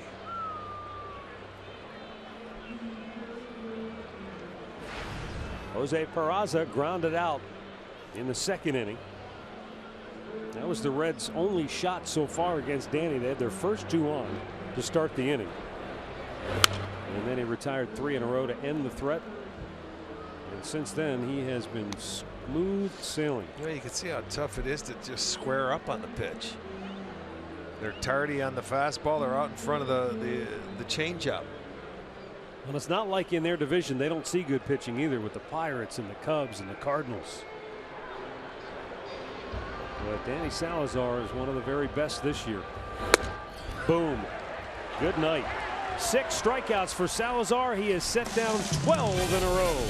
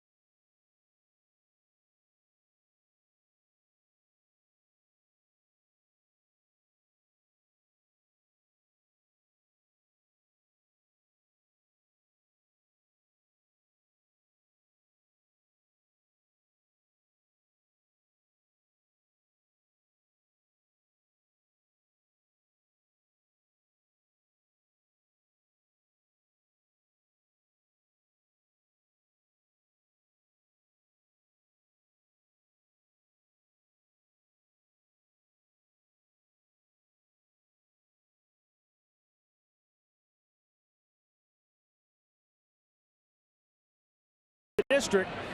And the Indians are pouring it on against Cincinnati. Tribe leading at 7-0 as we roll to the bottom half of inning number 5. Lonnie Chisenhall will lead it off. And he slaps one foul out of play down the left side.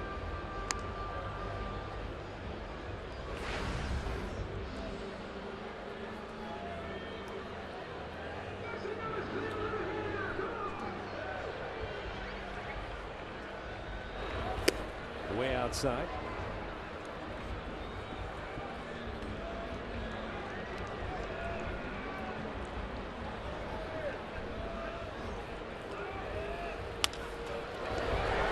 Ground ball. A base hit down the left field line. Lonnie takes a big turn. He's going to go for 2. Here's the throw. And he is safe. That was one of the longest slides in the second base you'll see. But he got in there safely with a leadoff 2-bagger. Well, you can afford the way the score is. You can hustle your way in and force him to make a good throw. Duvall gets over there and cuts it off, makes a good throw, but you can put the pressure on the defense, and he gets in there with the hand first. Good hustle by Chisenhall, gets his second hit, and it's hit number 12 for the Indians.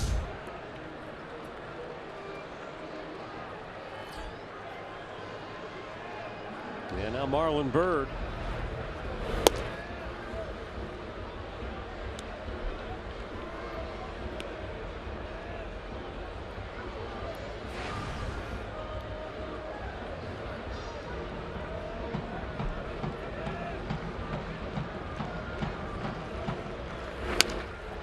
He chops one to short. Cozart off balance throw on the money. Chisenhall has to hold at second, one away. In-game recap brought to you by your Toyota dealers. Rajay Davis got the Indians rolling with an RBI single. And then Jason Kipnis smacked a 2-run shot right back up the gut as the Indians scored 4 times in the second. And then in the 3rd inning, Rajay Davis off the wall, plating a pair. Indians would score 3 times in the 3rd to open up a 7-0 lead.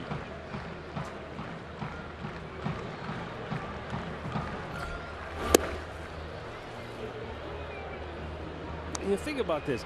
How many times do you suppose a number 9 hitter comes to bat? His first 3 times in a game was runners in scoring position. And it's the 5th inning. Let me tell you, they don't get 3 at bats in 9 innings sometimes, and he goes 3 for 3. He's done it again, but Lonnie unable to score on that play because of just where the ball was hit. He's got to make sure that goes through. It was perfectly placed. And now the Indians have runners at the corners with 1 out. Well, he had 6 plate appearances last night in the leadoff spot. He walked twice.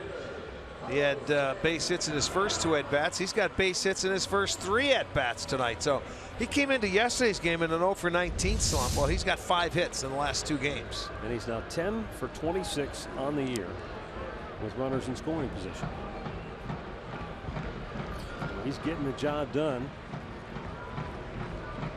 Reds bullpen is active once again as Santana takes aim.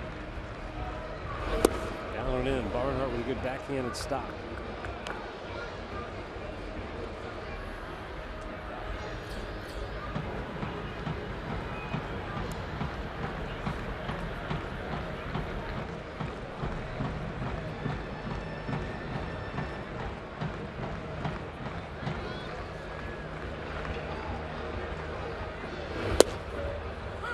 Called a strike over the inside corner.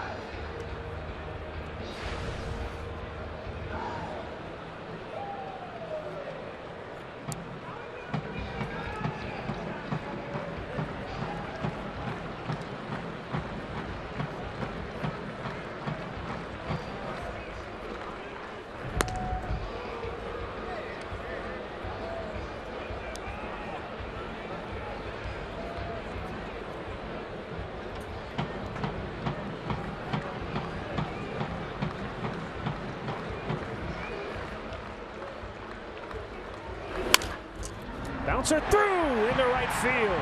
Chisenhall scores to make it 8-0. And Rajay Davis rolls into third base. Carlos Santana with his second run batted in on the night. I think that's going to do it for Simon as he comes back down and Santana finds the hole under a diving Joey Votto glove into right field. And he can't watch anymore. 14 hits in 4 1/3 innings for Alfredo Simon, the guy that was 4-0 against the Indians last year in 5 starts. Well, they made up for it more ways than one tonight. The Indians absolutely clobbering Alfredo Simon here tonight. And as the Cleveland Clinic call to the bullpen has been made, Steve Delabar is coming on when we come back.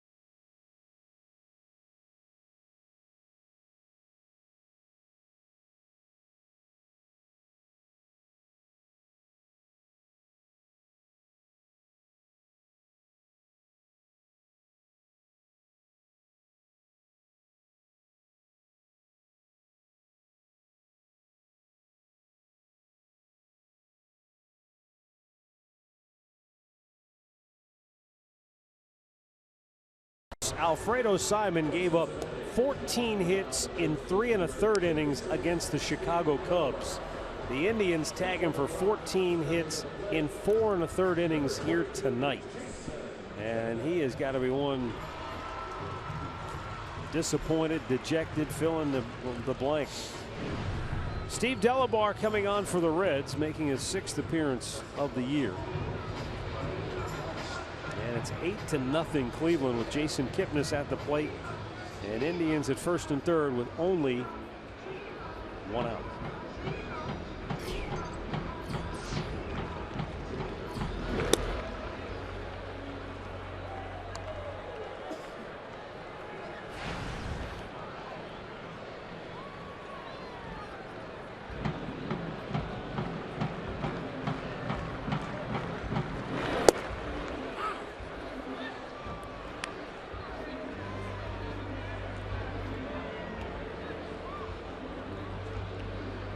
Everybody wants a shot of this one, the way the Indians are swinging it here tonight.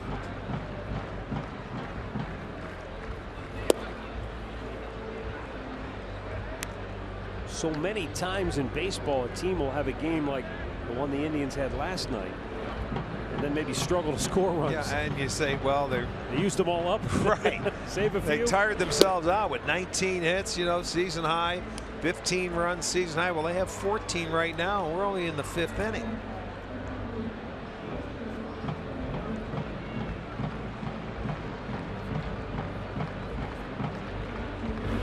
You know, this is what maybe this team needed. They just had to get up there and just send a lot of people, get them on base, and just keep them going and put up crooked numbers, and that could get your confidence going too. Well, our stat of the game is brought to you by Buick, and it's not a good one. If you're a Cincinnati Reds fan, you might want to turn away from the screen, because the Reds bullpen, look, we've talked about the injuries to their starters. The bullpen has been absolutely no help in that matter. Yeah, well, they've been having to come in very early in ball games. 31 homers allowed. You know what happens? It just snowballs from there. 8 blown saves. Well, we told you yesterday, 23 consecutive games the bullpen has allowed a run. And I mean, that's a record in its own.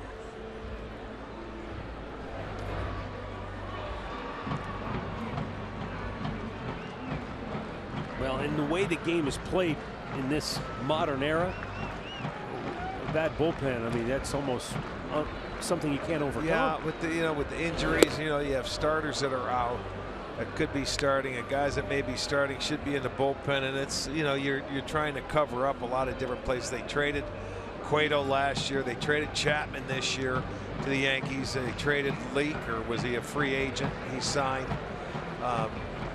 So they lost some good players, and trying to fill it. Even you got to look at the trades they made and say, what did they get for the big boys that they traded? And sometimes that takes time. But boy, when and Brian Bryce is a pitching coach by trade before he became a manager, and that's got to eat him up, you would think.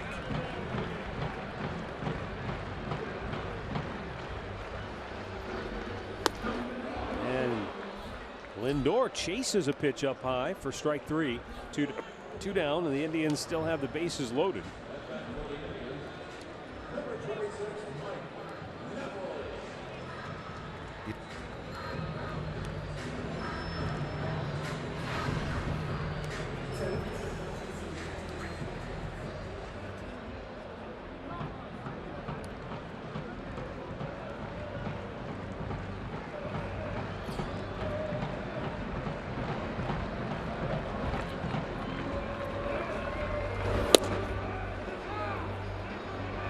You think back to the more recent history of the Cincinnati Reds. I mean, a lot of people, especially my age and older, you say Cincinnati Reds, the first thing that comes to their mind is Big Red Machine. But the Nasty Boys of 1990, that Cincinnati Reds team, if they had the lead after 5 innings, it was over with that bullpen. Yeah, 3 good relievers coming out of there, right? But they also had a rotation that had Jose Rio and Danny Jackson and Jack Armstrong and Tom Browning from the left side. I mean, they had good starting pitching as well. That was managed by Lou Piniella, who rejoined the Cincinnati Reds organization this year. Came back as help over there for their general manager, or their Walt Jocketty, who is now the president over there. Well, and Billy Hatcher's the third base coach, and he was on that 1990 team. In fact, 2-1 pitch to Napoli, fouled back. Didn't he set the record for most hits in a World Series? Or well, was it the World Series or yeah? What do you have? 7 hits, straight hits, whatever or something it was. like It was that? unbelievable. They swept the Oakland A's, and that was a kind of a shock to itself, because the A's were, the Bash brothers, the big boys, and they had great pitching too. But Cincinnati team was just a force. Now the 2-2. Bounced it in front of the plate. Boy, he's made some nice stops back there, hadn't he? Yes, he has. I mean, and you know what? That's meaningless, because people look over there and say, in a 8-0 game, but he saved some runs and extra bases. Yeah, you know what? Tommy just gave me this. I don't want to change it, but Billy Hatcher's World Series records for the highest batting average in a 4-game series, hit 750. That's what it was, yeah. Well, he just walked in a run, and it gets no better for Cincinnati here as Napoli picks up the RBI on a bases-loaded walk, with Rajay Davis coming home to score. And they just keep pouring it on, leading it 9-0.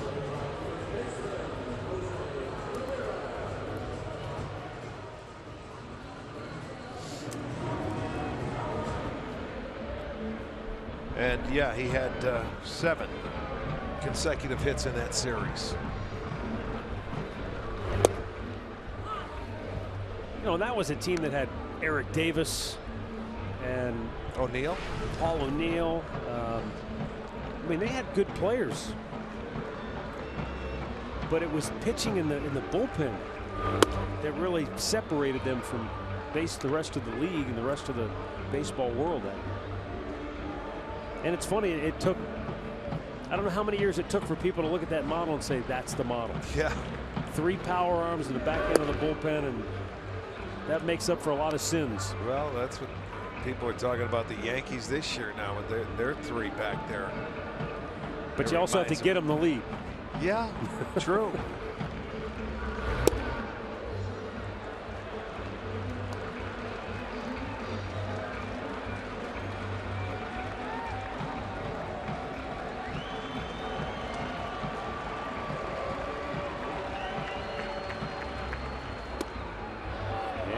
Torres takes a strike. Otherwise, it would have been another run walked in. This is a borderline pitch, and a lot of times that's called a ball, but here we go. Everybody moves on the 3-2 pitch, and a foul back.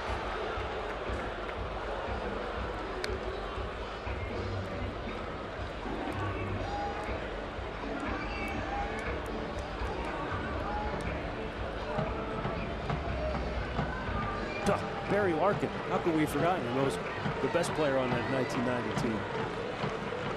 Hall of Famer.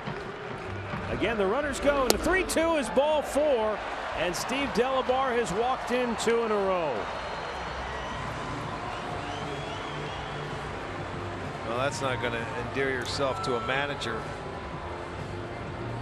when you come in and you know it's already an 8-0 game and you're walking guys, especially with bases loaded, walking them home. Rick, I was talking to your buddy Doug Flynn before the ball game, who played for the Reds and the Mets and the Expos. He's doing a little radio work for Cincinnati, and you know, the one thing we were talking about is that Cincinnati's going through really tough times right now with their pitching. These are challenging times when you got young guys, maybe aren't ready in a lot of regards, but they're up here, they're trying to survive. But in baseball, and I guess this is the case in all professional sports, because it's professional sports, nobody feels sorry for you. It doesn't matter what the score is, doesn't matter what your situation is. The object is to win the game, and when you're going through tough times like this, it can be sort of a lonely feeling if you're the Reds, but for the opposition, they couldn't care less. Yeah, you've got to compete, you've got to work hard, you've got to get your outs. You're absolutely right. He comes in, he's walked 3 since coming into the ball game. 1 strikeout, and he's walked 3. Yan Gomes, the 9th man to bat. 2nd time tonight the Indians have sent 9 men to the plate, and Delabar looks like he'd rather be anywhere but on the mound right now. I don't even see anybody getting loose in their dugout or in their bullpen. Well, some jackets. Oh, they're stirring around, but I'm thinking, you know.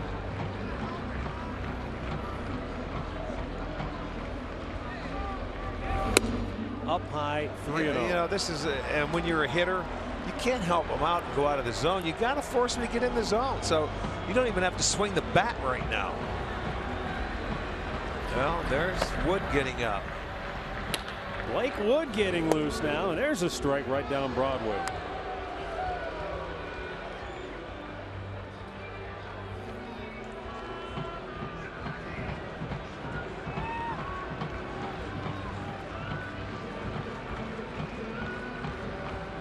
And now the 3-1, and Gomes pops it back out of play.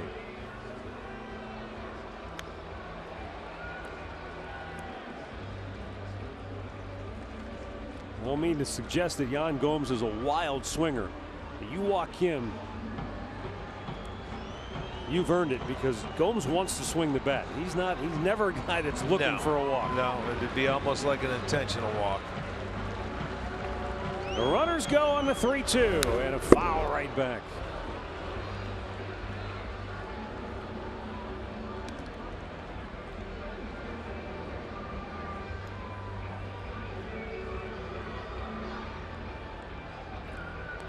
The Indians with 4 in the 2nd, 3 in the 3rd, 3 more here in the 5th. This is identical to last night. Again, the runners will be off on the 3-2. And it's ball 4. Unbelievable. 3 consecutive bases loaded walks. And the Indians have now scored 4 times in the 5th to take an 11-0 lead.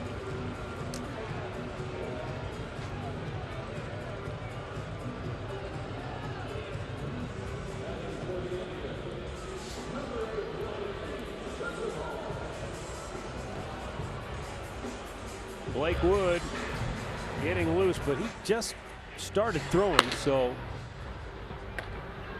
the Indians have batted around here as Lonnie Chisenhall comes to the plate for the 2nd time in the inning. He doubled to start this frame, and he swings and misses.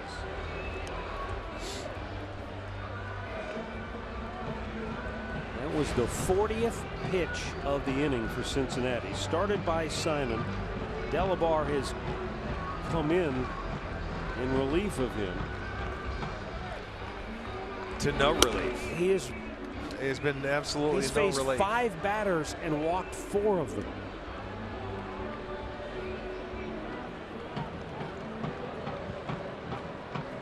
I don't know if I can remember that. 5th straight at bat in the inning with the bases loaded. It started with the double by Chisenhall, and then after Marlon Byrd grounded out, Rajai Davis singled to left, putting Indians at the corners. Santana singled one home, then Kipnis walked to load him up. And it's just been ball 4 carousel since then. 2-2.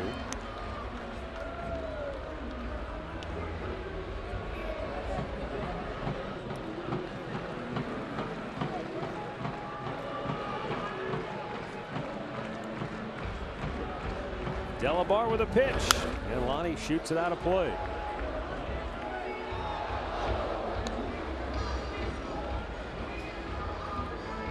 Well, any pitch they get around the strike zone, it seems like the Indians are fouling it off. And after that, they're just taking the rest of them.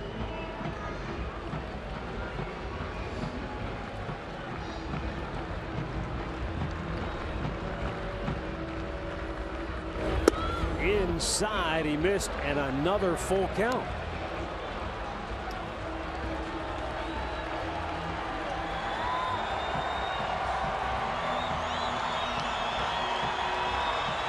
Well, this crowd's loving it. Again, the runners go. The 3-2 pitch, ball 4. I don't believe it. I don't think I've seen anything like this. And he's already out. He's already made the call. And boy, Delabar he could not throw a strike. I mean, I think we've seen games where people have walked 4 straight batters, but 4 straight with the bases loaded? Remarkable. The Indians, the beneficiary tonight, they lead it 12-0 as Cincinnati once again goes to the bullpen.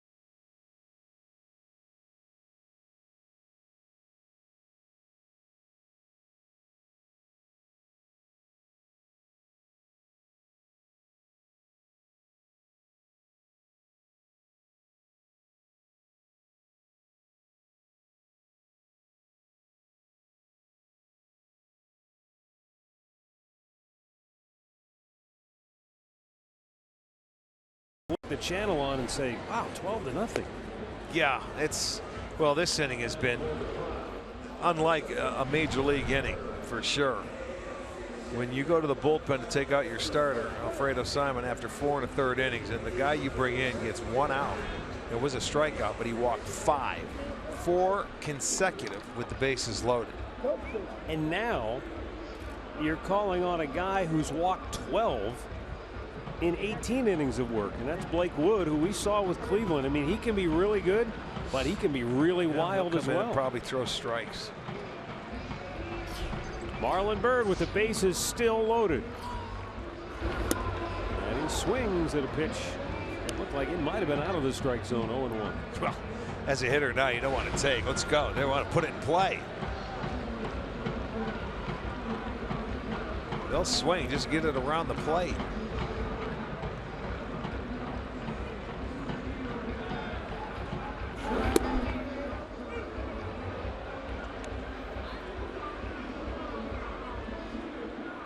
Runs on 14 hits for the Indians. No runs, 1 hit for Cincinnati. Danny Salazar hasn't pitched in about a half an hour. Well, again, it's a 25-minute inning. Again, we talked about it. How many they had last night? They're right back at it again tonight. I don't know defensively how these guys can play behind a staff like this. It is practically impossible. This will be the 50th pitch of the inning. An inning that began 25 minutes ago, 27 minutes ago. 27 minutes ago.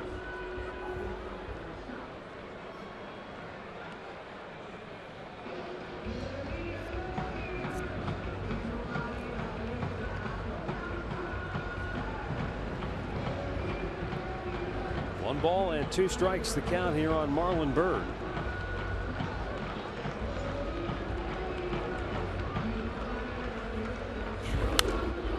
It's fouled back out of play.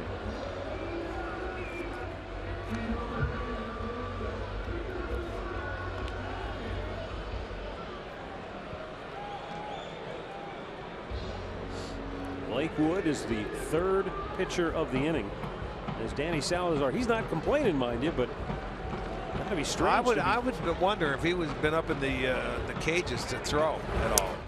Almost to the backstop. Good stop by Barnhart, excuse me. Yeah, we saw Danny do that down in Tampa. He went out to the bullpen. Yeah, which was on the field, but he could have went right up into the cages to stay loose and throw up there. But it wouldn't have surprised me because he has been sitting here for most of the night. And the 2-2. Top slowly to short. Cozart on the move. Throws to first, and he just did get him to mercifully end the inning for Cincinnati. But Danny Salazar, his team now leads by a dozen. Some Reds fans saying no mas.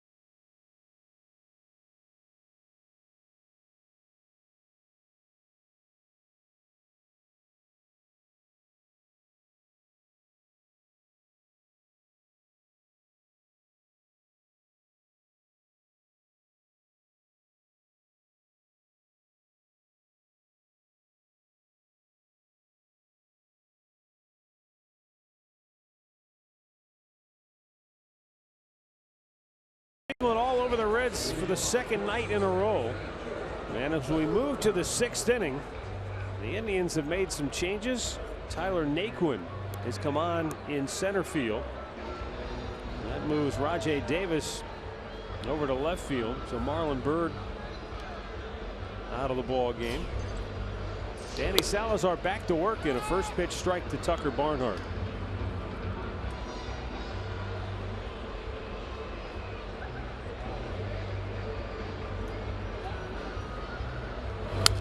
Out of play.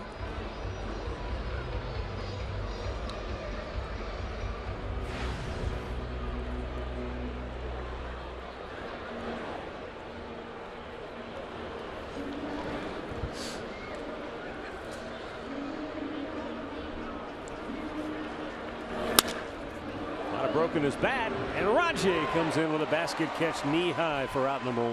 Yeah, that thing was sinking out there. Let's check out Danny Salazar with his strikeouts tonight. And he has been dealing a couple of sliders right there. You get the changeup. Good fastball. He's got it all working. When he can throw that the slider, the changeup, and the fastball, this guy's pretty much unhittable. And you know, he's got the run support tonight, but he's in much better command and much smoother than when he was last start. 2 quick outs. Boy, when you think time of possession in this game, and it has absolutely nothing to do with baseball, but the time that they've spent out in that field, not only today but yesterday, and then you know, Salazar's out there, he's firing it. He's got 8 outs on 3 pitches or less now. Well, he's going for his 3rd straight. 4th straight 3 and out. Yeah. Reds have.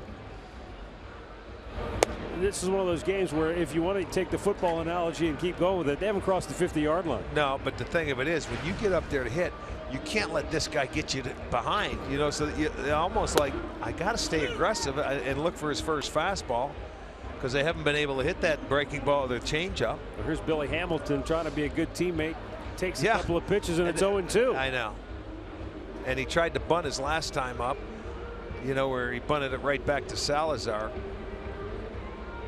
And I think it was on the first pitch. He fouls it off and stays alive.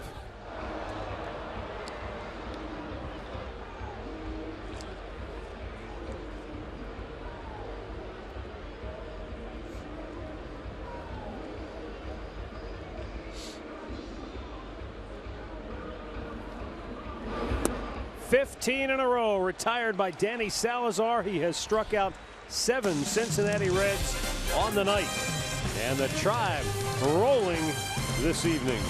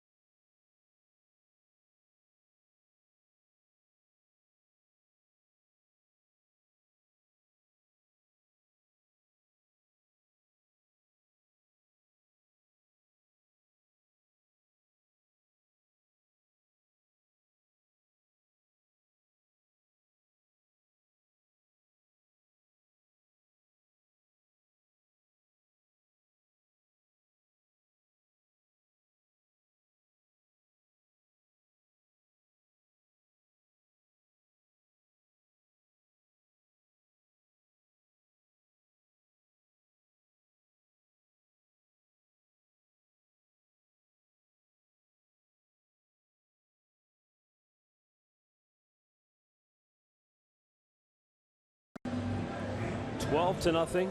Danny Salazar has been simply sensational. He's set down 15 Reds hitters in a row. Well, we have in the meantime, the Indians have just run roughshod over the Cincinnati pitching staff to this point. And Steve Delabar, the Reds reliever who came on last inning, has etched his name into the record books. You know, that wouldn't surprise me because I don't think I've ever seen anything like it. I know. That's what I said at the time. I can't remember ever seeing anything like this. And Mike Pachta dug into the research. The guys at Stats went back in the database, so they can only go back to 1974 at this point. But at least since 1974, Steve Delabar is the first pitcher to issue 4 consecutive bases loaded walks. Sorry, Steve. Hey, if you got to get, you might as well get in the record books. It doesn't matter whether it's good or bad. At least your name's there. And I knew if anybody was going to say that, I knew it would be you. There's nothing wrong with that, Steve. Don't you worry about it. If you're going to do it, just do it. Go ahead. Yeah, that's right.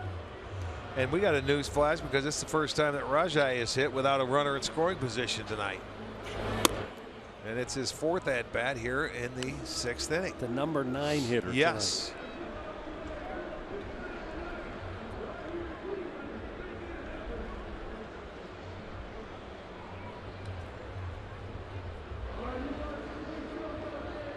Perfect 3 for 3, 2 singles, a double, and he's just drawn a walk.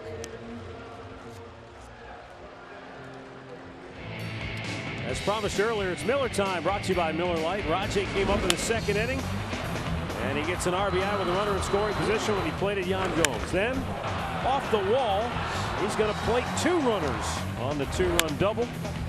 Last time up with a runner in scoring position, he gets a base hit, no RBI, but still a perfect 3 for 3 with runners in scoring position tonight. And the folks on hand loving every minute of it.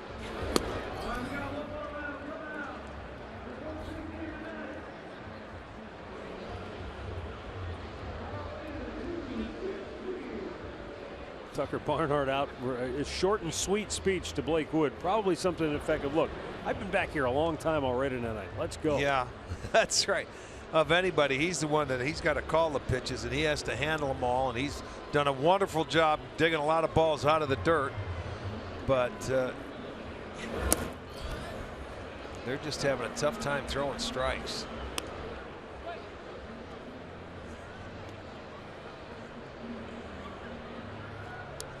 Now Blake Wood is one of those guys that, you know, scouts have always fallen in love with because he can do what you can't teach. He can throw it 96, 97 miles an hour. Sometimes harder. But throwing it where he wants to has always been his biggest obstacle.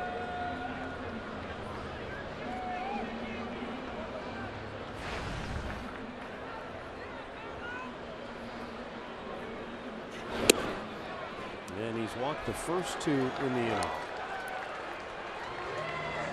There might be some guys who will not be on the team bus back to Cincinnati tonight when this one's over. You might be right. I mean, what do you do when you're the manager right there? You're making your moves. These are the guys you have, and you call on them, and they just can't throw strikes. I don't know what you do as a manager there. Well, that picture says it all. There's a lot of exasperated looks, but nobody's doing any talking because there's nothing to be said. You've got to finish this game first before you can even think about it. There's a lot of things I'm sure running through his mind right now.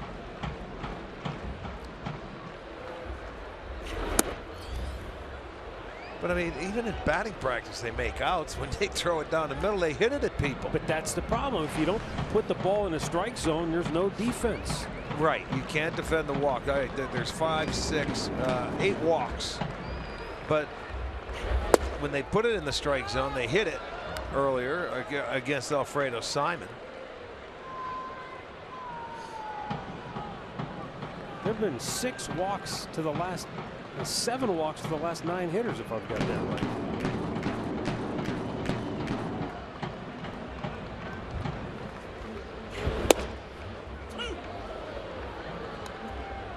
Yeah, of the last 9 hitters, the only 2 guys that didn't walk made outs.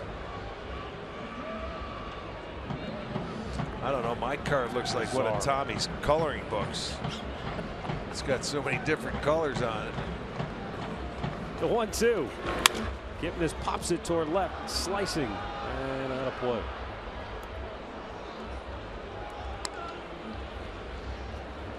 What do they call those drawings where you hold up a drawing and you're supposed to say, what does this look like? Is that a Horseshack drawing? Is that what they call that? A Rorschach drawing?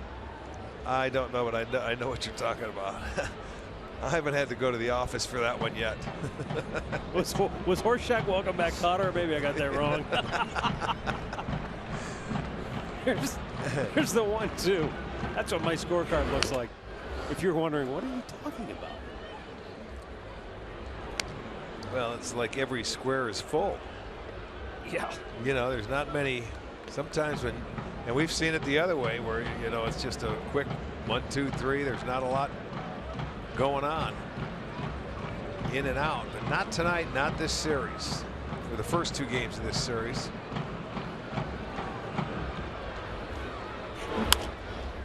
Another foul back.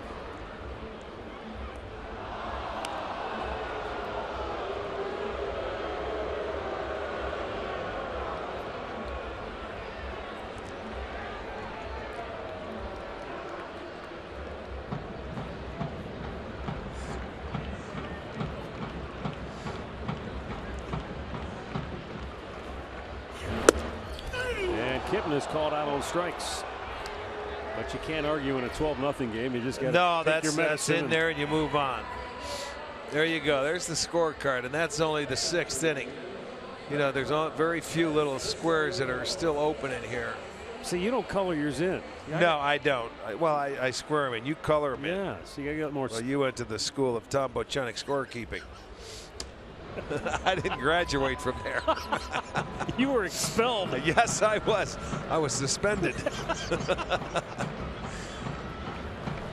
Francisco Lindor takes one down. Yeah, low. the funny thing about keeping score, everybody keeps it their own way. However you can read your scorecard, you know. Yep. And that's all that counts. I mean, you can look down and say, "Yep, that's." I never kept score in my life until I started broadcast. Who'd have taught you? Who did you learn from? I just learned from myself. That's all.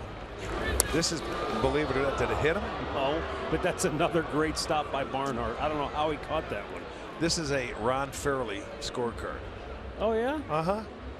The old he was Dodger doing it from with the Seattle. Dodgers. He was out in Seattle, and I never kept score. He says, "Here, I'll give you one of my scorecards and do it." Body sprawling every direction. 2-0 the count.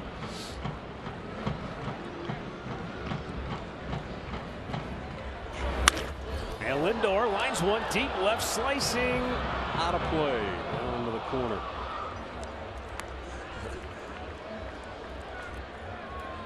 My dad taught me to keep score when I was a kid, and then I think, like you said, as I got more and more involved in this, you start making little changes so that it's you can understand. Exactly, that's all that matters. And I see you when Max comes up to a ball game or something. You taught him how to try and keep score, and I'm sure he has his own way, and that's fine. You just need the basics, and you can go from there. My favorite scorekeeping story is the one that Bill White told when he was working with Phil Rizzuto in New York, and he got up to go to the restroom in between innings, and he asked Scooter. He came back and said, "Scooter," he was looking at his scorecard to catch up to see what he missed, and he said in one of the boxes, Scooter had written down WW, and he said, "What does that mean?" He goes, "Wasn't watching."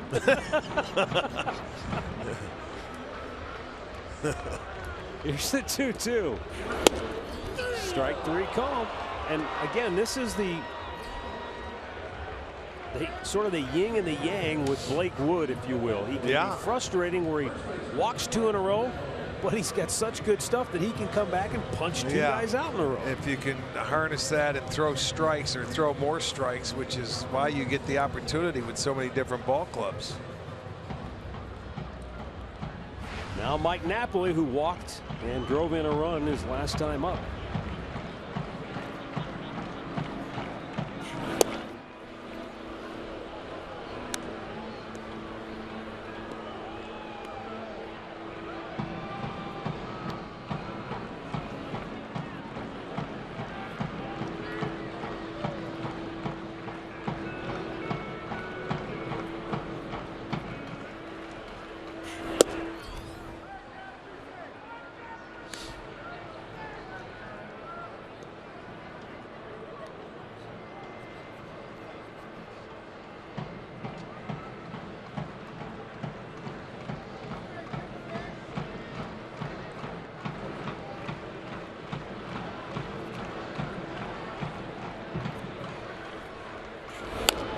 Check the swing, and it's going to go foul.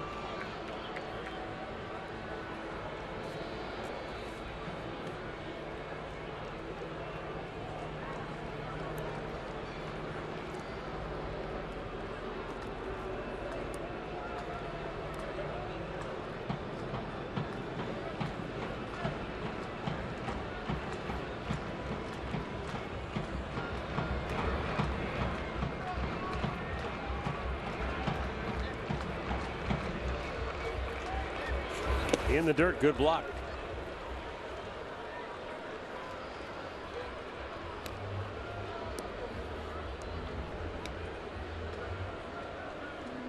Tucker Barnhart has been busy behind the plate tonight. I mean, from batter's box to batter's box, he has been trying to stop balls from getting to the backstop. Only one has gotten by him, and wouldn't you figure that one allowed the Indians to score a run.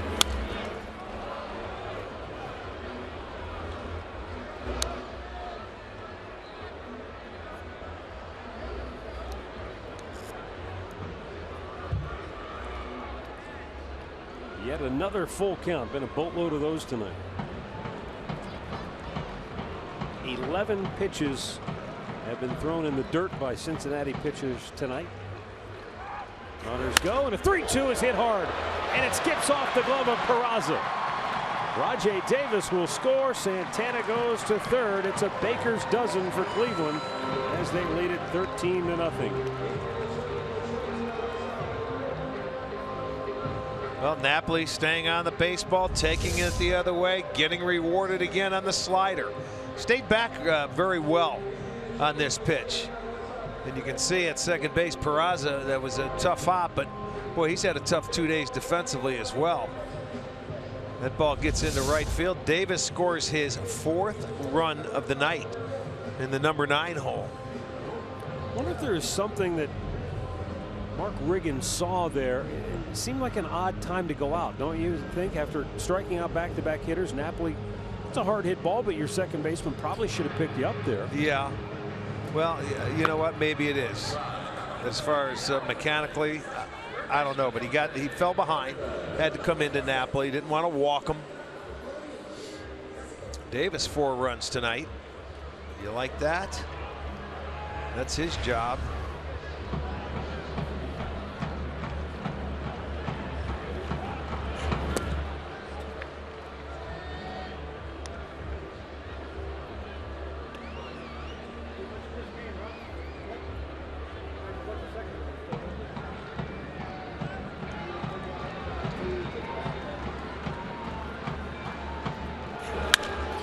Jose pops it up left field.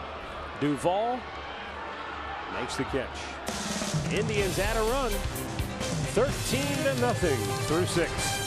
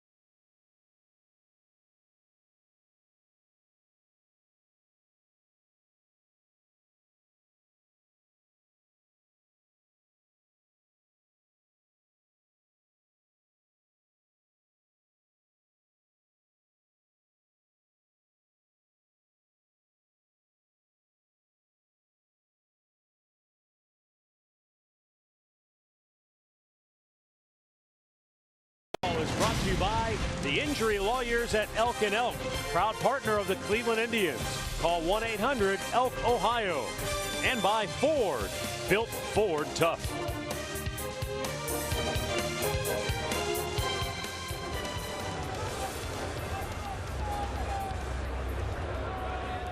Well, the Indians lead it by a score of 13-0. And with that, the Tribe is giving Jason Kipnis the rest of the night off. Michael Martinez takes over at second base, and Chris Jimenez has the duties behind the dish, giving Yan Gomes the last several innings off. You know, you look at Salazar tonight, and through his first 6 innings, 1, 2, 4 times, he's been out on that mound for 3 minutes. In the second inning, it was 10 minutes, and in the fourth, it was 8. Every other inning was 3 minutes. Total of 30 minutes being out there. And this is going on, what, 2.5-hour ball game. So you can tell what the Reds pitchers have been out there for the duration. Well, how about these numbers? 168 over 71. Really? That's not Tommy Two-Seat's blood pressure during a Cavs game. That's the number of pitchers the Reds have thrown versus the number of pitches Danny Salazar has thrown. And to take it a step further, Danny coming into the inning had made 71 pitches. Cincinnati's pitchers had thrown 74 balls. Well, it's just one of those nights. It's not a good night to reflect back or look at if you're the Cincinnati Reds, that's for sure. No. Especially after the way last night's ball game went. But I'll tell you, for the Indians and Danny Salazar, he's in total cruise control. He's given up 1 hit tonight. That came in the second inning. You know, he walked the leadoff man, Brandon Phillips, on 4 straight. Bruce got a base hit to right field on a low fastball, and that has been it. Danny's thrown 15 straight strikes. Got inside on Votto. You know, they say sometimes, you know, you get that big lead and you lose your concentration. Hasn't happened to Danny. He's totally focused here. Let's go down to Andre with more on Danny Salazar. Check this number out, guys. Salazar is riding a team record streak of 8 straight starts with 4 or fewer hits allowed. Previous mark goes all the way back to 1966 with Mr. McDowell. Sudden Sam, huh? Yes, sir. No kidding. That's hard to do, boy. That's being very stingy. You talk about having good stuff, that's what it tells you. That pitcher's got great stuff when you can do that.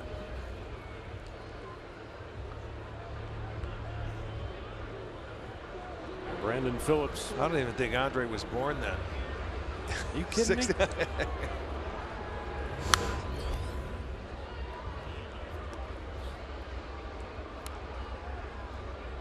I know you weren't either.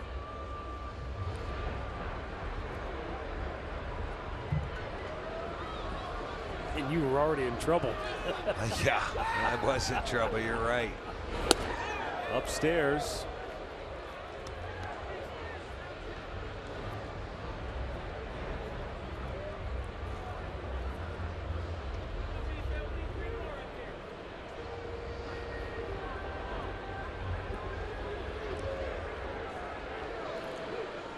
The 1-1. Oh, what a breaking ball, and it's in for a strike. 1-2 the count. I've been seeing a lot of these tonight. Nice curveball. Just a you know, hello. I'm a curveball. I've got one of those. Yeah, keep you honest. Look at that ball go the other way. That ball went the other way. Inside out. Did you see the hook on it?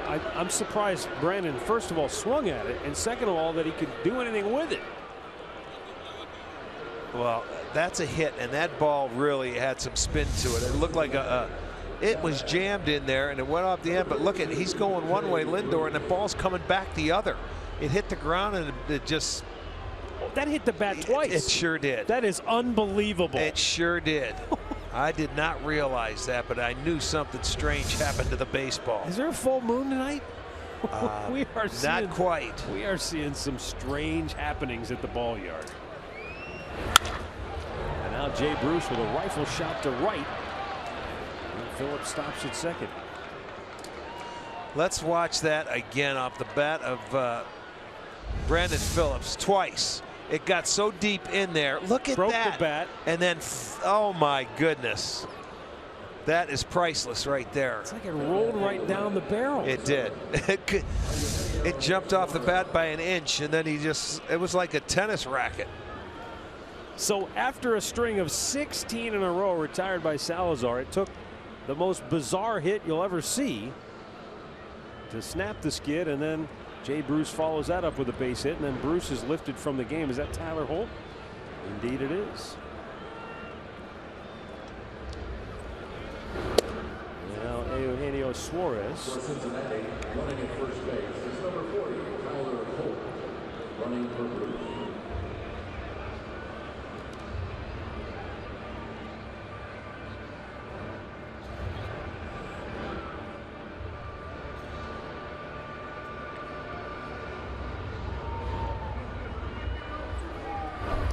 Bounced in front of the plate. 2-0.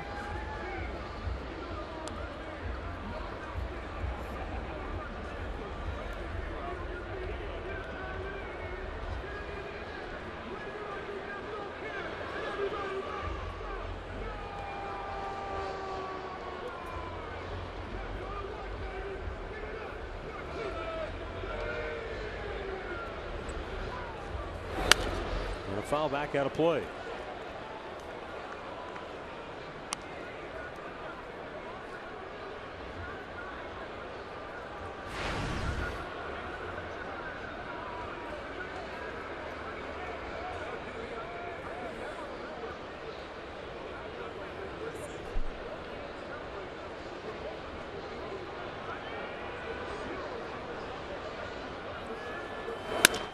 And a 2-1 pitch line to center field. Naquin coming hard. He'll have to play it on a bounce. And the Reds have loaded the bases. So with one out, they're loaded up for Adam Duvall. And we want to remind you that if you can't watch the games on TV, you can now stream games on your mobile device live. Just go to the App Store, download the free Fox Sports Go app, log in, and stream the Indians wherever you go.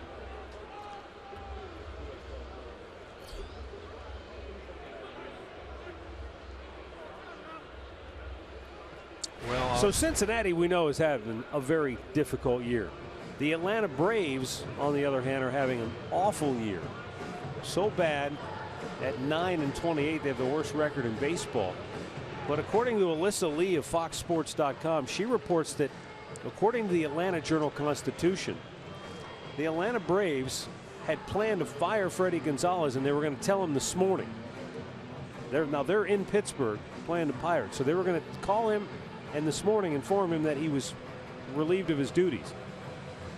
But they had already booked his return flight to Atlanta, and Freddie Gonzalez got a confirmation email and found out when he saw that, I've got a flight booked back to Atlanta for tomorrow morning. I wonder why.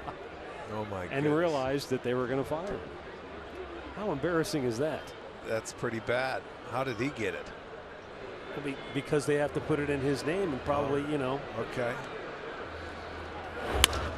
High fly ball. Duvall sends one to left.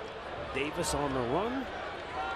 Makes the catch. Tagging is Brandon Phillips, and he will score. And it's a 13-1 ball game. Duvall picks up his 16th RBI.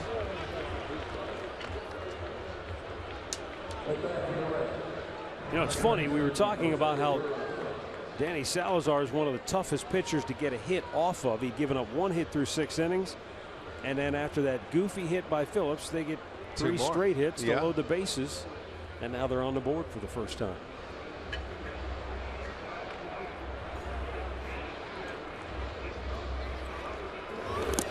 It's stopped by Jimenez.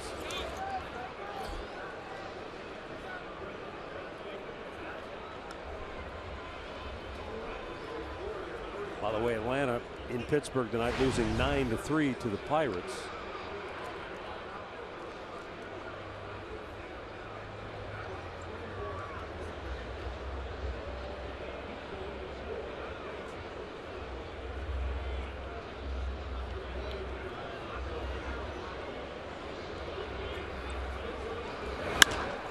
It's hit pretty well. Make one on the move, and the center fielder goes by Chisenhall as Lonnie makes the grab to end the inning. Reds get on the board. Stretch time in Cleveland, 13-1 Indians.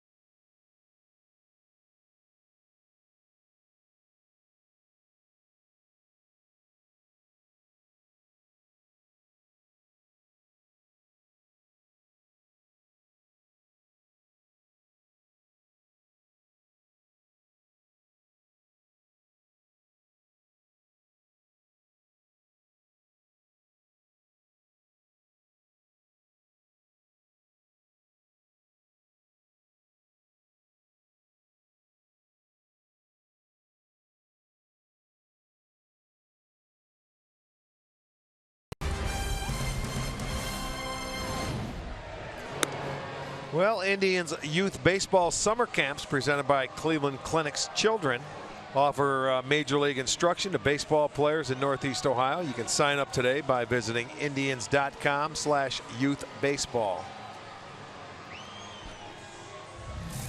Changes to tell you about for Cincinnati. You go to their bullpen. Tony Cingrani coming on.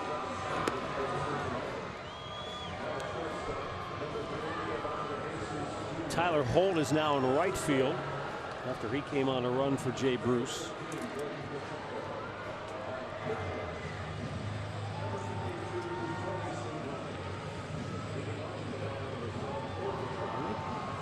I think we got a new first baseman maybe too. Yeah, Jordan Pacheco is at first base.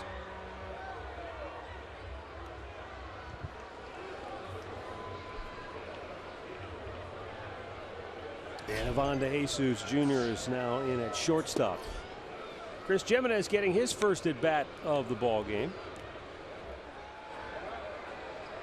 Leading off here in the 7th.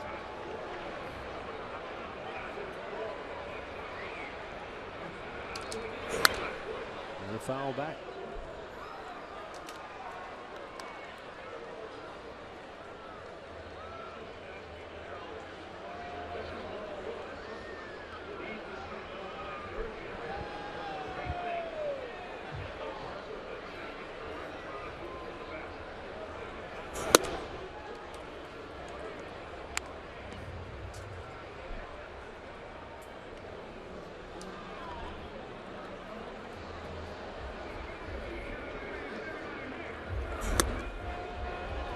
Elevated the fastball.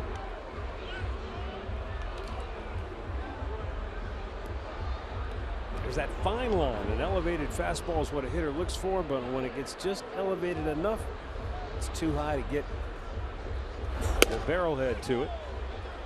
And now he freezes him for the first out of the inning.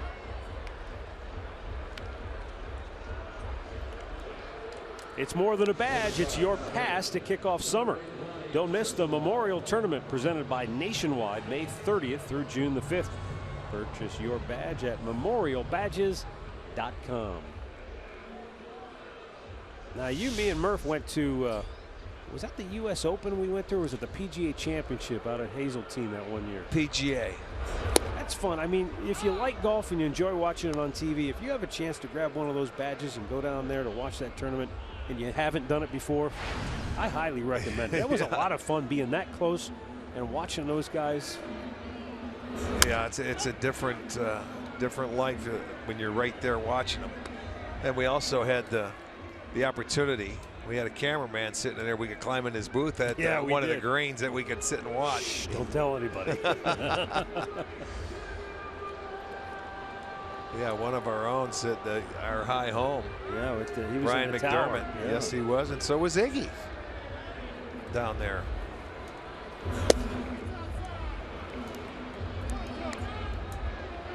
I remember we were walking around and we watched the Big Easy, Ernie Els, and then KJ Choi.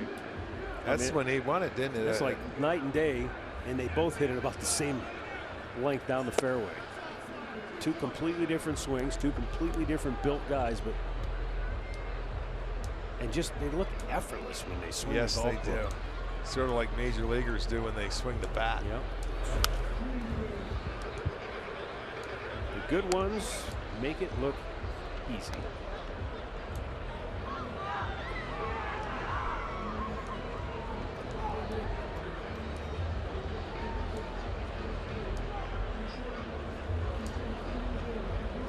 Nice matchup in New York tonight. Syndergaard and Scherzer. Lonnie Chisenhall will go back to the bat rack and get a new piece of lumber. He was trying to take a page from Brandon Phillips' book there.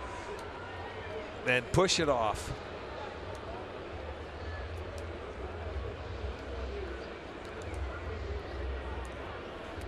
Syndergaard and Scherzer, boy, that is a great. Well, and Scherzer, after striking out 20, gave up a leadoff home run to Granderson.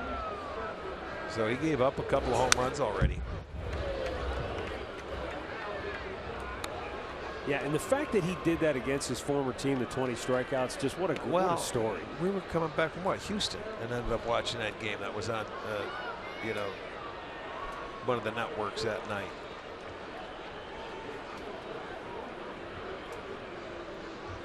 Those other channels. Yeah, Here's the 2-2. And Lonnie puts a jolt into the ball to deep right field. It's going to short hop the fence. And he's going to go in standing with a 1-out double. His third hit of the night. And he went down and dug it out, didn't he? Yeah, well, his hand stayed back nicely. Yeah, let's watch and take a look at it from the left-hander. On the breaking ball, down. He reaches out there and hits it a long way. Short hops the wall out in right center field on a pretty darn good pitch from Cingrani. 16 hits now for the Indians. That's 3 for Chisenhall, his first day back.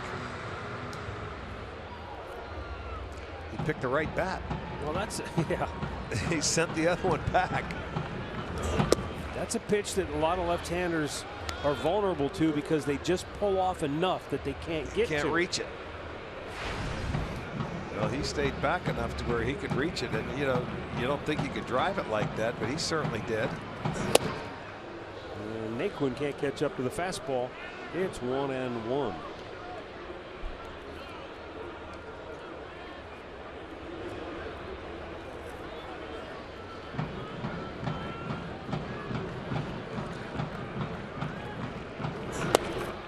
Just missed outside.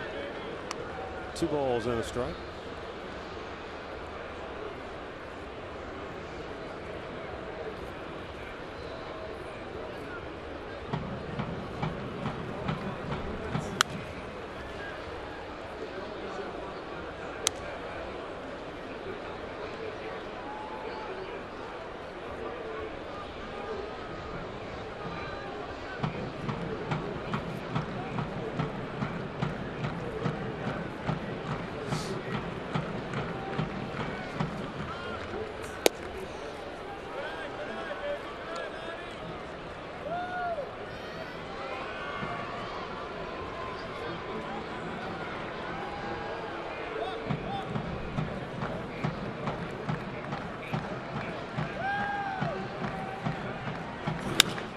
That's out of play.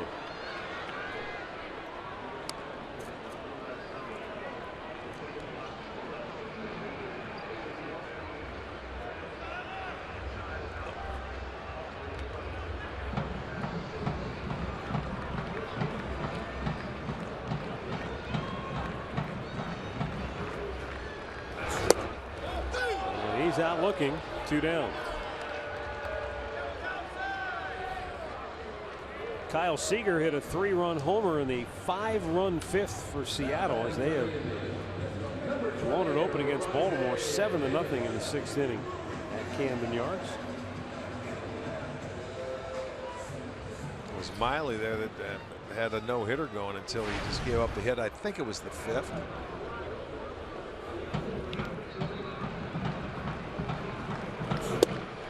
Jose Bautista had a 2-run homer for Toronto in the bottom of the 1st, but since then it's been all Tampa Bay as the Rays lead the Blue Jays 7-2. I mentioned Bautista was suspended for a game, but he and Odor, who was suspended for 8 games, are both appealing their suspensions. Rajay is swing and a miss.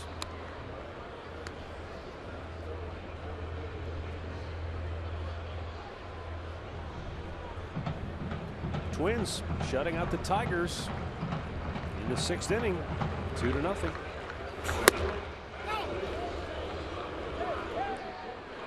How about this, Rick? In that game, Joe Mauer and Miguel Sano both have hit solo home runs.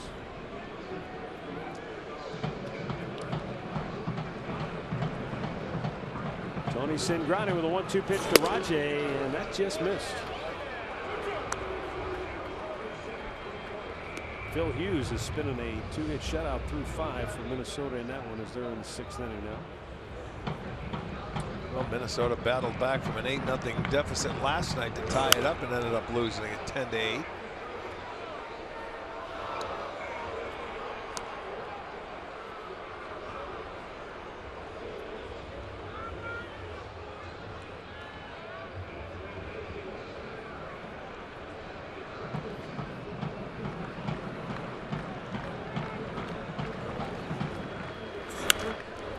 Foul back out of play.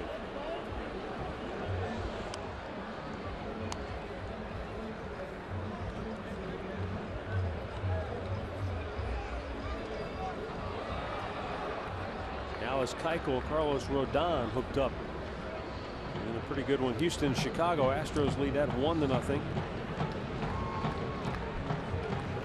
They are in the 4th inning. They're Chicago. 2-2 up high and a full count.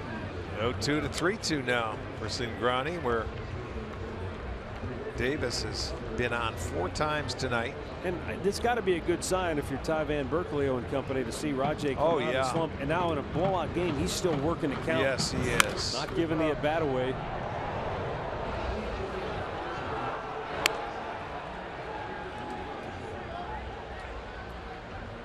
As you said, you get into a situation like that where you're hitting and everybody, you don't want to give an at-bat away. No, giving at-bats away because it's tough enough to get hits. They have 22 guys tonight that have seen over 5 pitches. Now, partly that is because they can't throw strikes.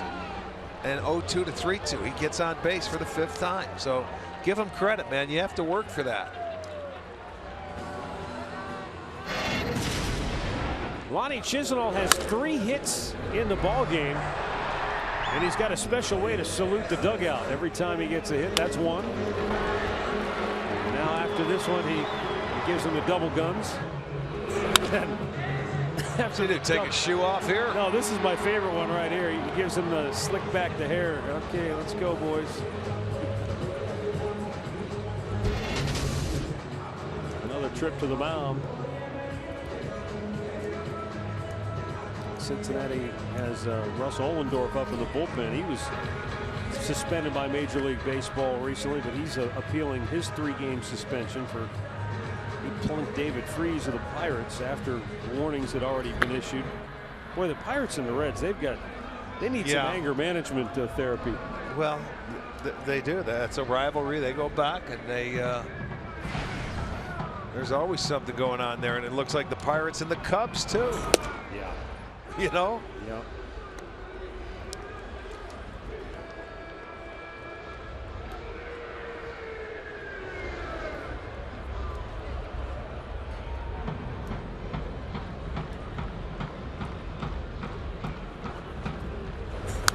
The Pirates and the Reds, they've had a rivalry that definitely goes back to the 1970s when the dawn of the Big Red Machine. They were fighting the Pirates, who were really good in the early to mid 70s. Right. and then they met again in the '90 NLCS. But that they were in different divisions back then. Now they're in the same division, so familiarity definitely breeding contempt in that rivalry.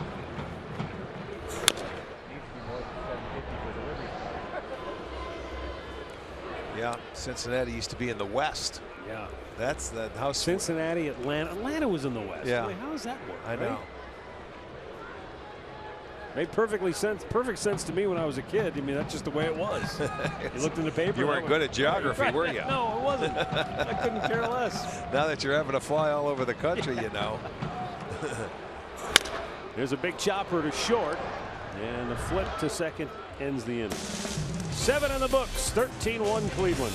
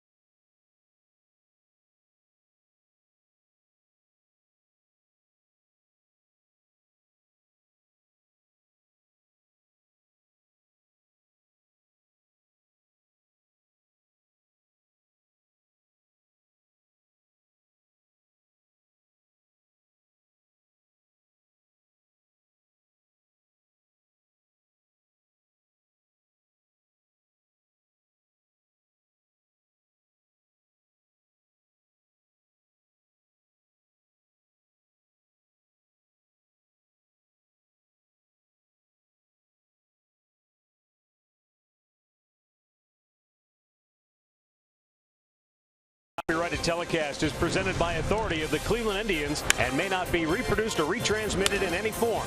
And the accounts and descriptions of this game may not be disseminated without the express written consent of the Cleveland Indians.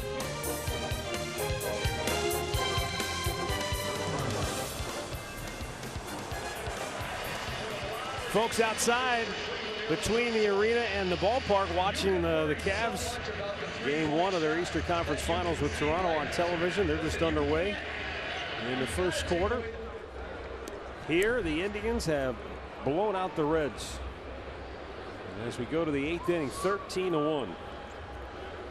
Carlos Santana, who was the DH, is now taking over for Mike Napoli at first base. Danny Salazar right back to work here in the 8th inning.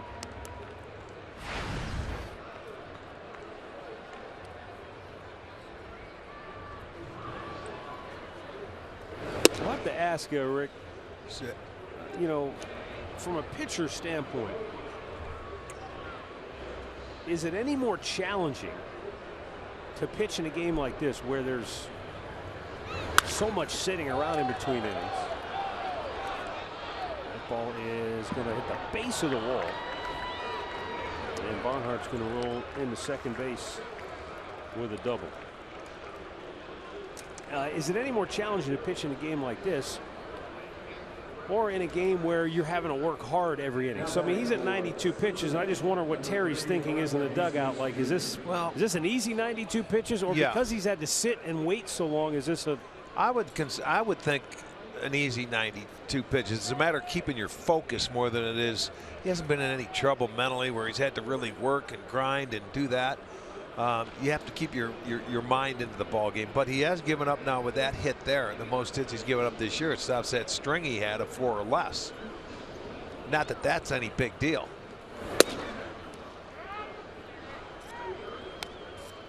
But he hasn't been under any kind of pressure. They've had a ton of runs. He's been sitting around, and you know, knowing Danny and his personality, I don't think it bothers him. It's not even that Not so much that it would bother you, Rick, but my thinking was, how do you maintain that focus when you got a 12-run lead? I mean, you could go up there and throw underhanded, and they probably couldn't score 12 off of it. It's hard to kind of stay in that. You know, that's what we always talk about a closer. A closer works best in closing situations, not when it's a non-save situation. You'd have to ask a pitcher how he, maintains his focus. I'll take this lead every game if I'm a pitcher. Swung on and missed.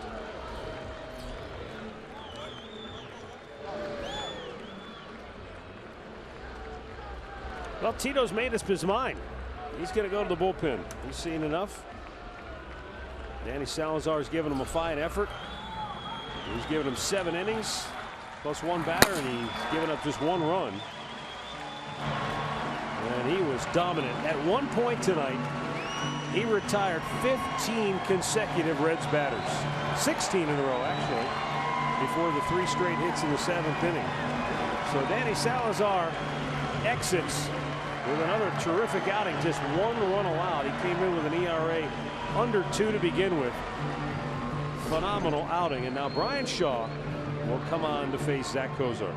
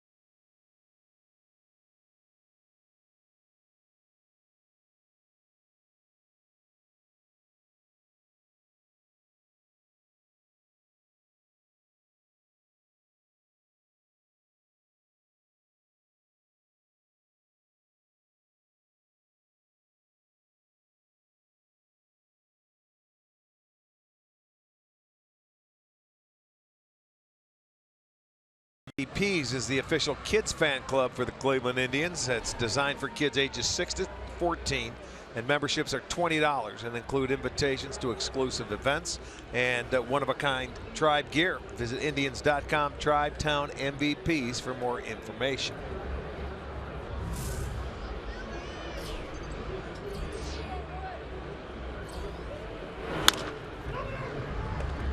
Backing up, Santana with a flip to Shaw. He beats the speedy Hamilton to the bag. You better get over there in a hurry.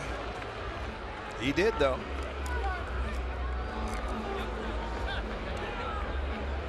Now stepping in for Cincinnati, first baseman Jordan Pacheco.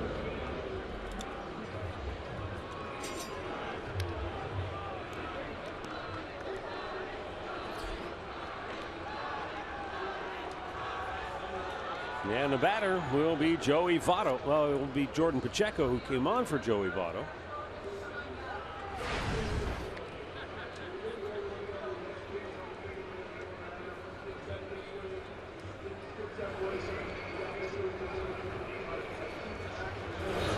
Unless Joey Votto's decided to bat switch hitter now in the middle of the season.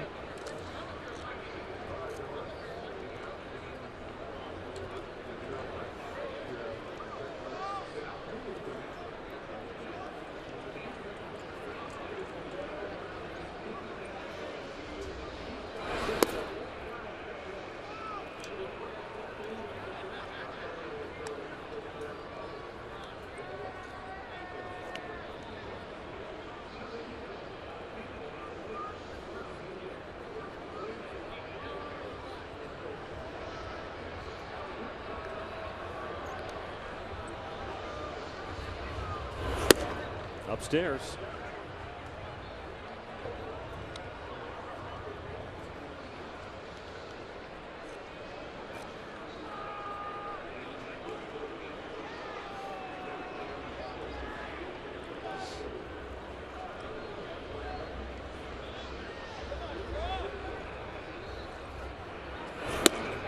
And a pitch in there for a strike. It's 3-1.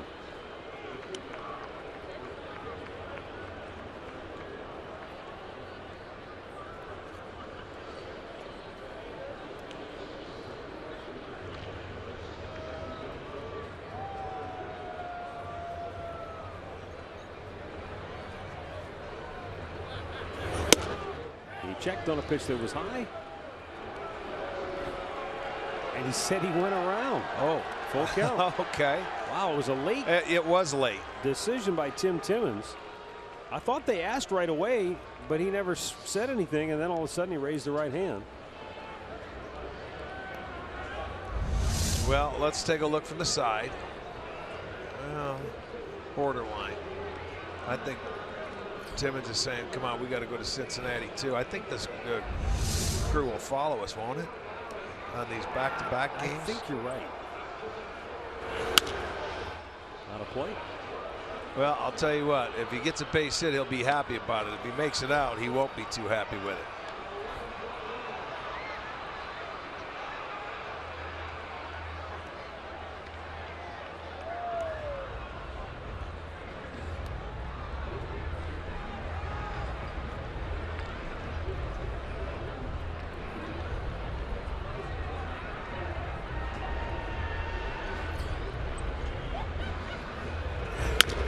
Right back to Shaw. We'll go to first with it. And the inning is over.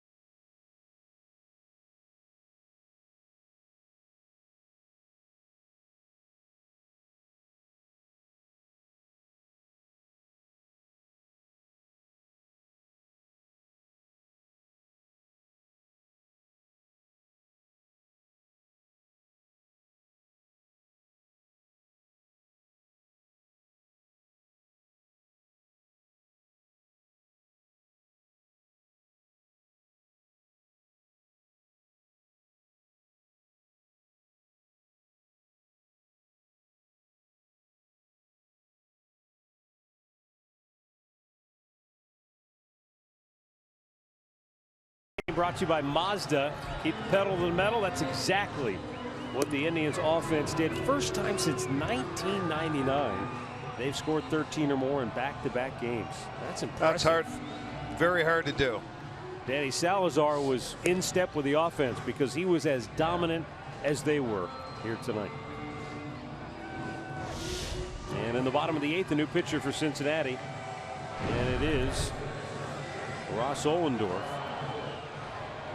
Now for the 18th time, 3-4 record, 5.60 ERA. He was with Texas last year. See if he still has that same windup.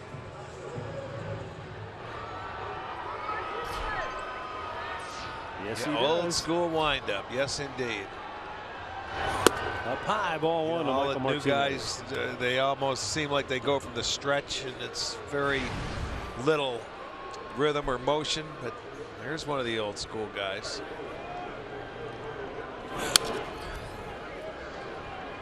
It's kind of interesting, though, Rick, when you watch him go through that windup. Right before he kind of gathers himself before the delivery, there's a slight pause. It's almost like a point where right here, and everything kind of comes back into line for him, I suppose. But you can see where with something like that and all the movement, it's easier to get out of whack with your delivery than it would be in a. You would think so. There's not as much deception. He's got more deception than I would think a lot of guys with the arms and legs and coming at you by the time you pick up the baseball. You have to find that one little box that he throws out of and concentrate. I'll tell you what I find really interesting. That ball's popped to left. All the old footage and film that I remember seeing of Bob Feller and guys of his era that used those kind of high over the head wind-ups, big high leg kick, they always had the ball in their bare hand. When you watch Ohlendorf go into his windup, the ball is in his glove. And when his hands go over his head, he has to go back and get the and baseball. get it. It's really kind of awkward looking. But watch him when he separates, when he starts to swing, it's just a bare hand. The ball stays in his glove. Yeah, it sure does. And then he goes back and gets it. And he has it set before he gets that, takes his sign.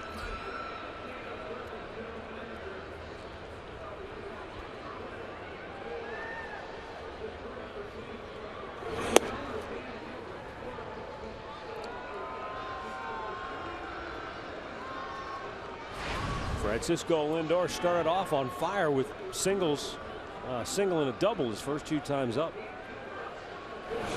Since then, a ground out, couple of strikeouts.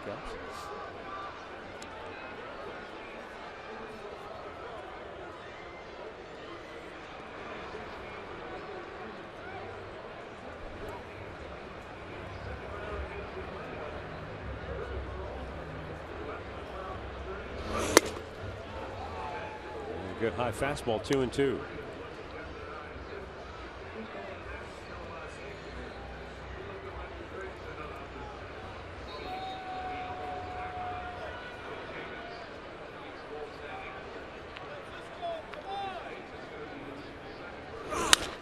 And he shoots it down the left field line, and that will be extra bases as Francisco Lindor has his 3rd hit of the night. Well, we heard a grunt as soon as he let the ball go, but Lindor slapped it the other way, and another base hit down the line as he did earlier in the ball game. A pitch away, he stayed on it, slashed it that way. So Francisco gets his 3rd hit. He's got a pair of doubles. He's the 3rd Indians player with 3 hits in the ball game. Mike Napoli has 2. Now we're getting a pinch hitter, which isn't. This is the pitcher spot. Remember, we put Santana at first base for Napoli, and the pitcher had to go into that spot. So you're going to get Uribe pinch hitting. That is right.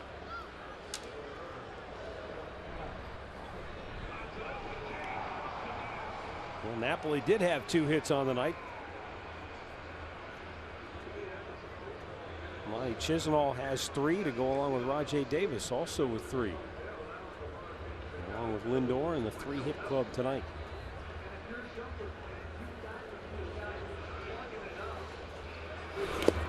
Uribe lets it fly, and it's 1-1.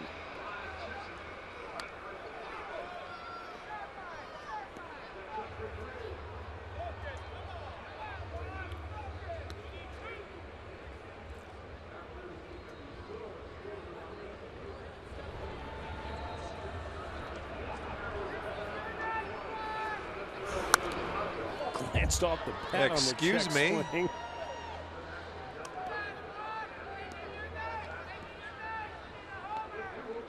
Uribe is the last position player left on the Indians bench, so that's it. Everybody's been involved in the game tonight.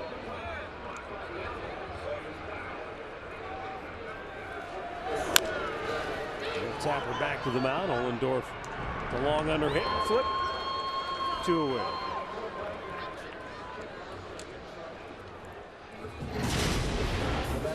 Pat O'Brien playing the game. Rajai Davis with a base hit into right field, and now watch the play at the plate. It looks like Gomes is going to be out, but the ball and Tucker Barnhart got separated. He never came up with the throw cleanly. And Gomes got the hand in there to tag the dish. And the Indians were off and running. Marlon Byrd would score on a wild pitch, and then Jason Kipnis made it a 4-run inning with a 2-out, 2-run single to center. And the Indians never looked back. Fly ball to center field, caught by Hamilton. We'll go to the ninth. Indians up 12.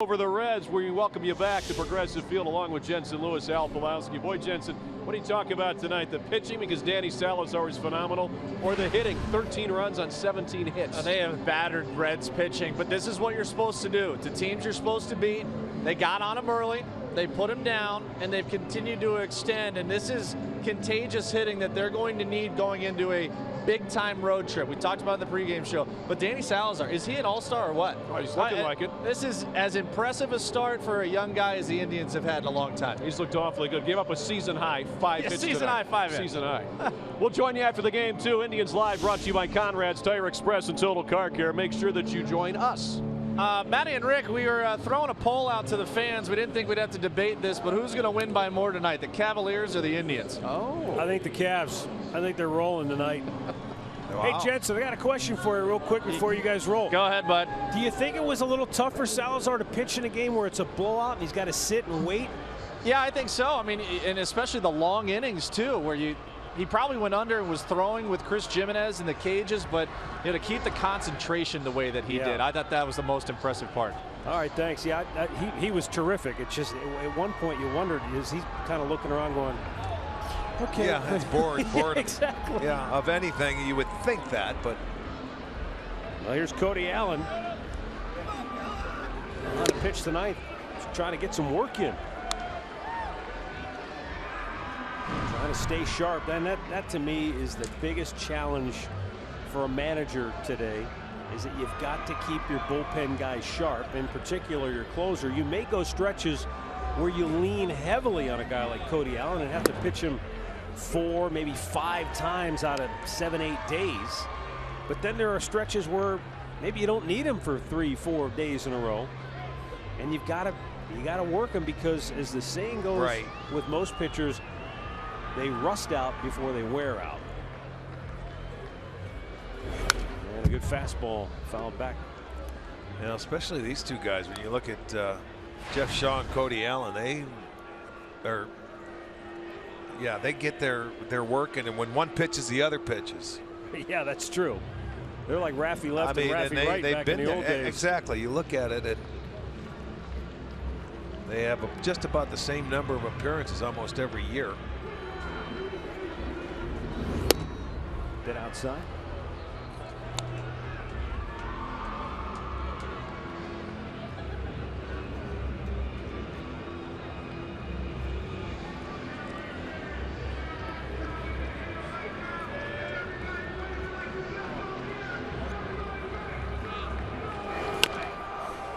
Foul by Phillips. You know, these are the little things that probably, if you're a manager or you're a general manager, if you're somebody in charge, in a game like this, you might think, I'll turn the TV off, I'm not watching, there's nothing I can be gained. But in a game like this, maybe more so from Cincinnati's side, but I think also from Cleveland's side, you want to see who's still involved in the game, who's still playing the game the right way, because that's the measure of a true, in my mind, a true professional. You give that full effort. Fans pay their money to come watch you, and it doesn't matter what the score is. You've got to represent the name on the front and the back the same way every night. Well, you're right, and there's times where it does get frustrating, but you've got to play that full 27 outs to 9 innings.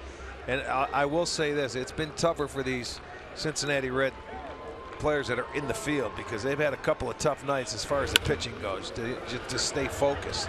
Phillips caught in between on the check swing, and he's out at first, one away.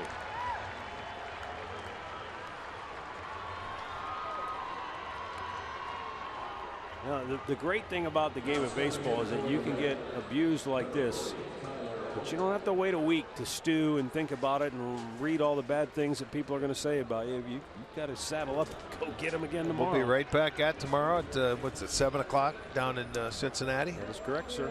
The Great American Ballpark will be there, ready to go again. See you in a week.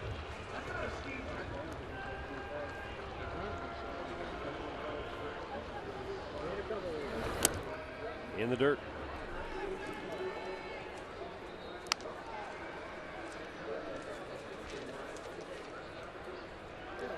Tomorrow night, that matchup's going to be Mike Clevenger. Get an opportunity to watch him pitch, and he's going against Brandon Finnegan, the left-hander that they got for Cueto from Kansas City. Yeah.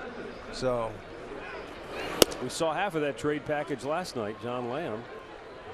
And now we'll see Finnegan. Right. And I think there were 2 position players they got, but they're still in the minor leagues.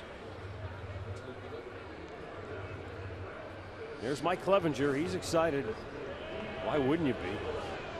Terry Francona said he was pacing back and forth in spring training just when he was going out to face live hitters for the first time. That's good.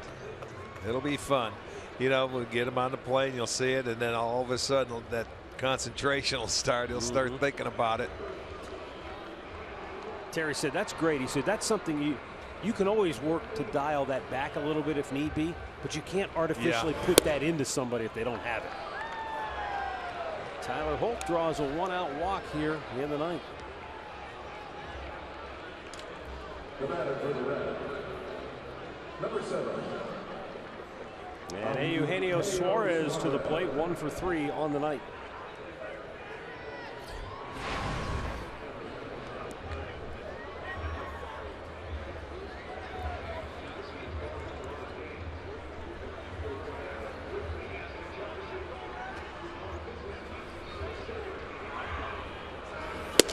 Way outside.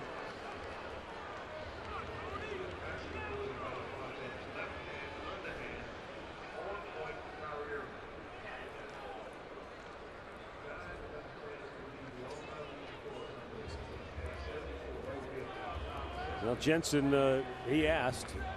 I said, I think the Cavs are going to win by more than the Indians. They're up 18. Okay, that's all right, though. It's still a long way to go. I know in the Yeah. NBA that means nothing, right? Let's wait till the 4th quarter. About 2 or 3 minutes left. See what it is. That's when the game starts. It seems like it.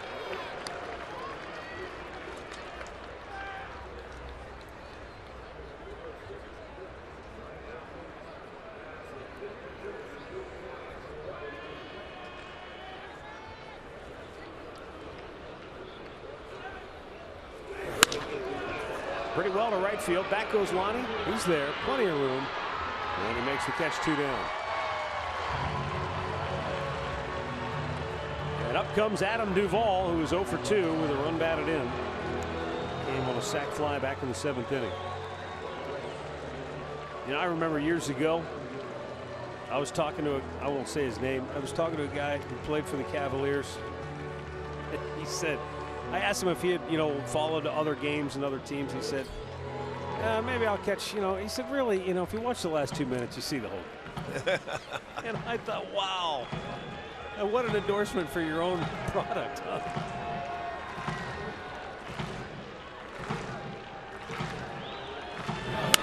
Swing of pop foul out of play to the right. The first 46 minutes, you jockey for position.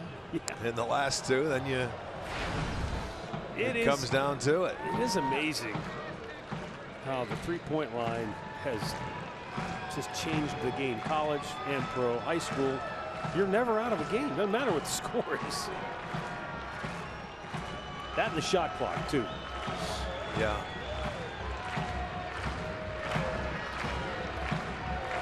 The 0-1 checked. And the ball in the dirt. Holt goes to second.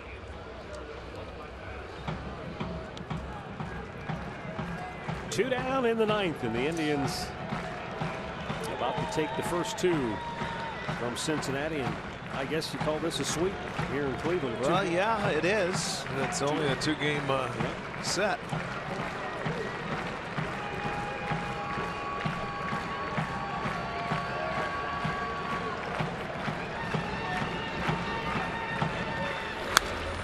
Right back. There have been times when we've had 2-game series and you play one and the other one's rained out and you sweep the series. It's a 1 game. Yeah, right. Yeah.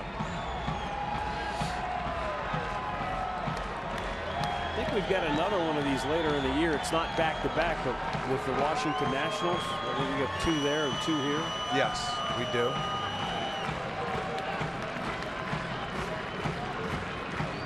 Cody Allen 1 strike away.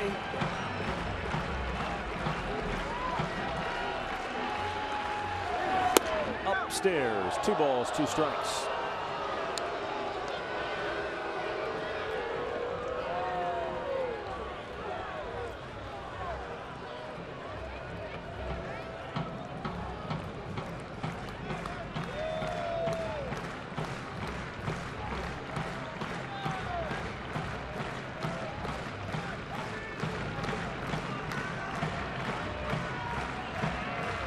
And now the 2-2. Strike 3 called. That'll do it. The Indians abused the Reds by a final of 13-1, and they're now 1 win away from keeping the cup in Cleveland. After winning 5 out of 6 from Cincy a year ago, they have swept the 2 in Cleveland, and now they'll go to Cincinnati to try and maintain that momentum. Indians go to 2 games over 500, equaling once again their high water mark for the year at 19-17. Cincinnati falls to 15-24 on the year. Winning pitcher Danny Salazar, he is 4-2. The loser Alfredo Simon, he is now 1-4. This was another great offensive performance and another shutdown effort by Danny Salazar. Yeah, it was. It was fun to watch him come back and get it under control in the offense again. I mean, you come out there, they had 19 hits last night. They go out there tonight and they hit the ball all over the ballpark. 17. That's fun to see. I think this offense needed that. It'll give them a little confidence. They're going to go in there tomorrow, and they're starting a big 8-day, 9-game road trip tomorrow. So this could send them off feeling really good about themselves. Danny Salazar went 7 innings, gave up a season-high 5 hits, 1 run, walked 1, struck out 7. At one point retired 16 in a row, and at one point threw 17 consecutive strikes in the game. So the Indians roll big time once again. The final score is 13-1. We've got some final thoughts right after this.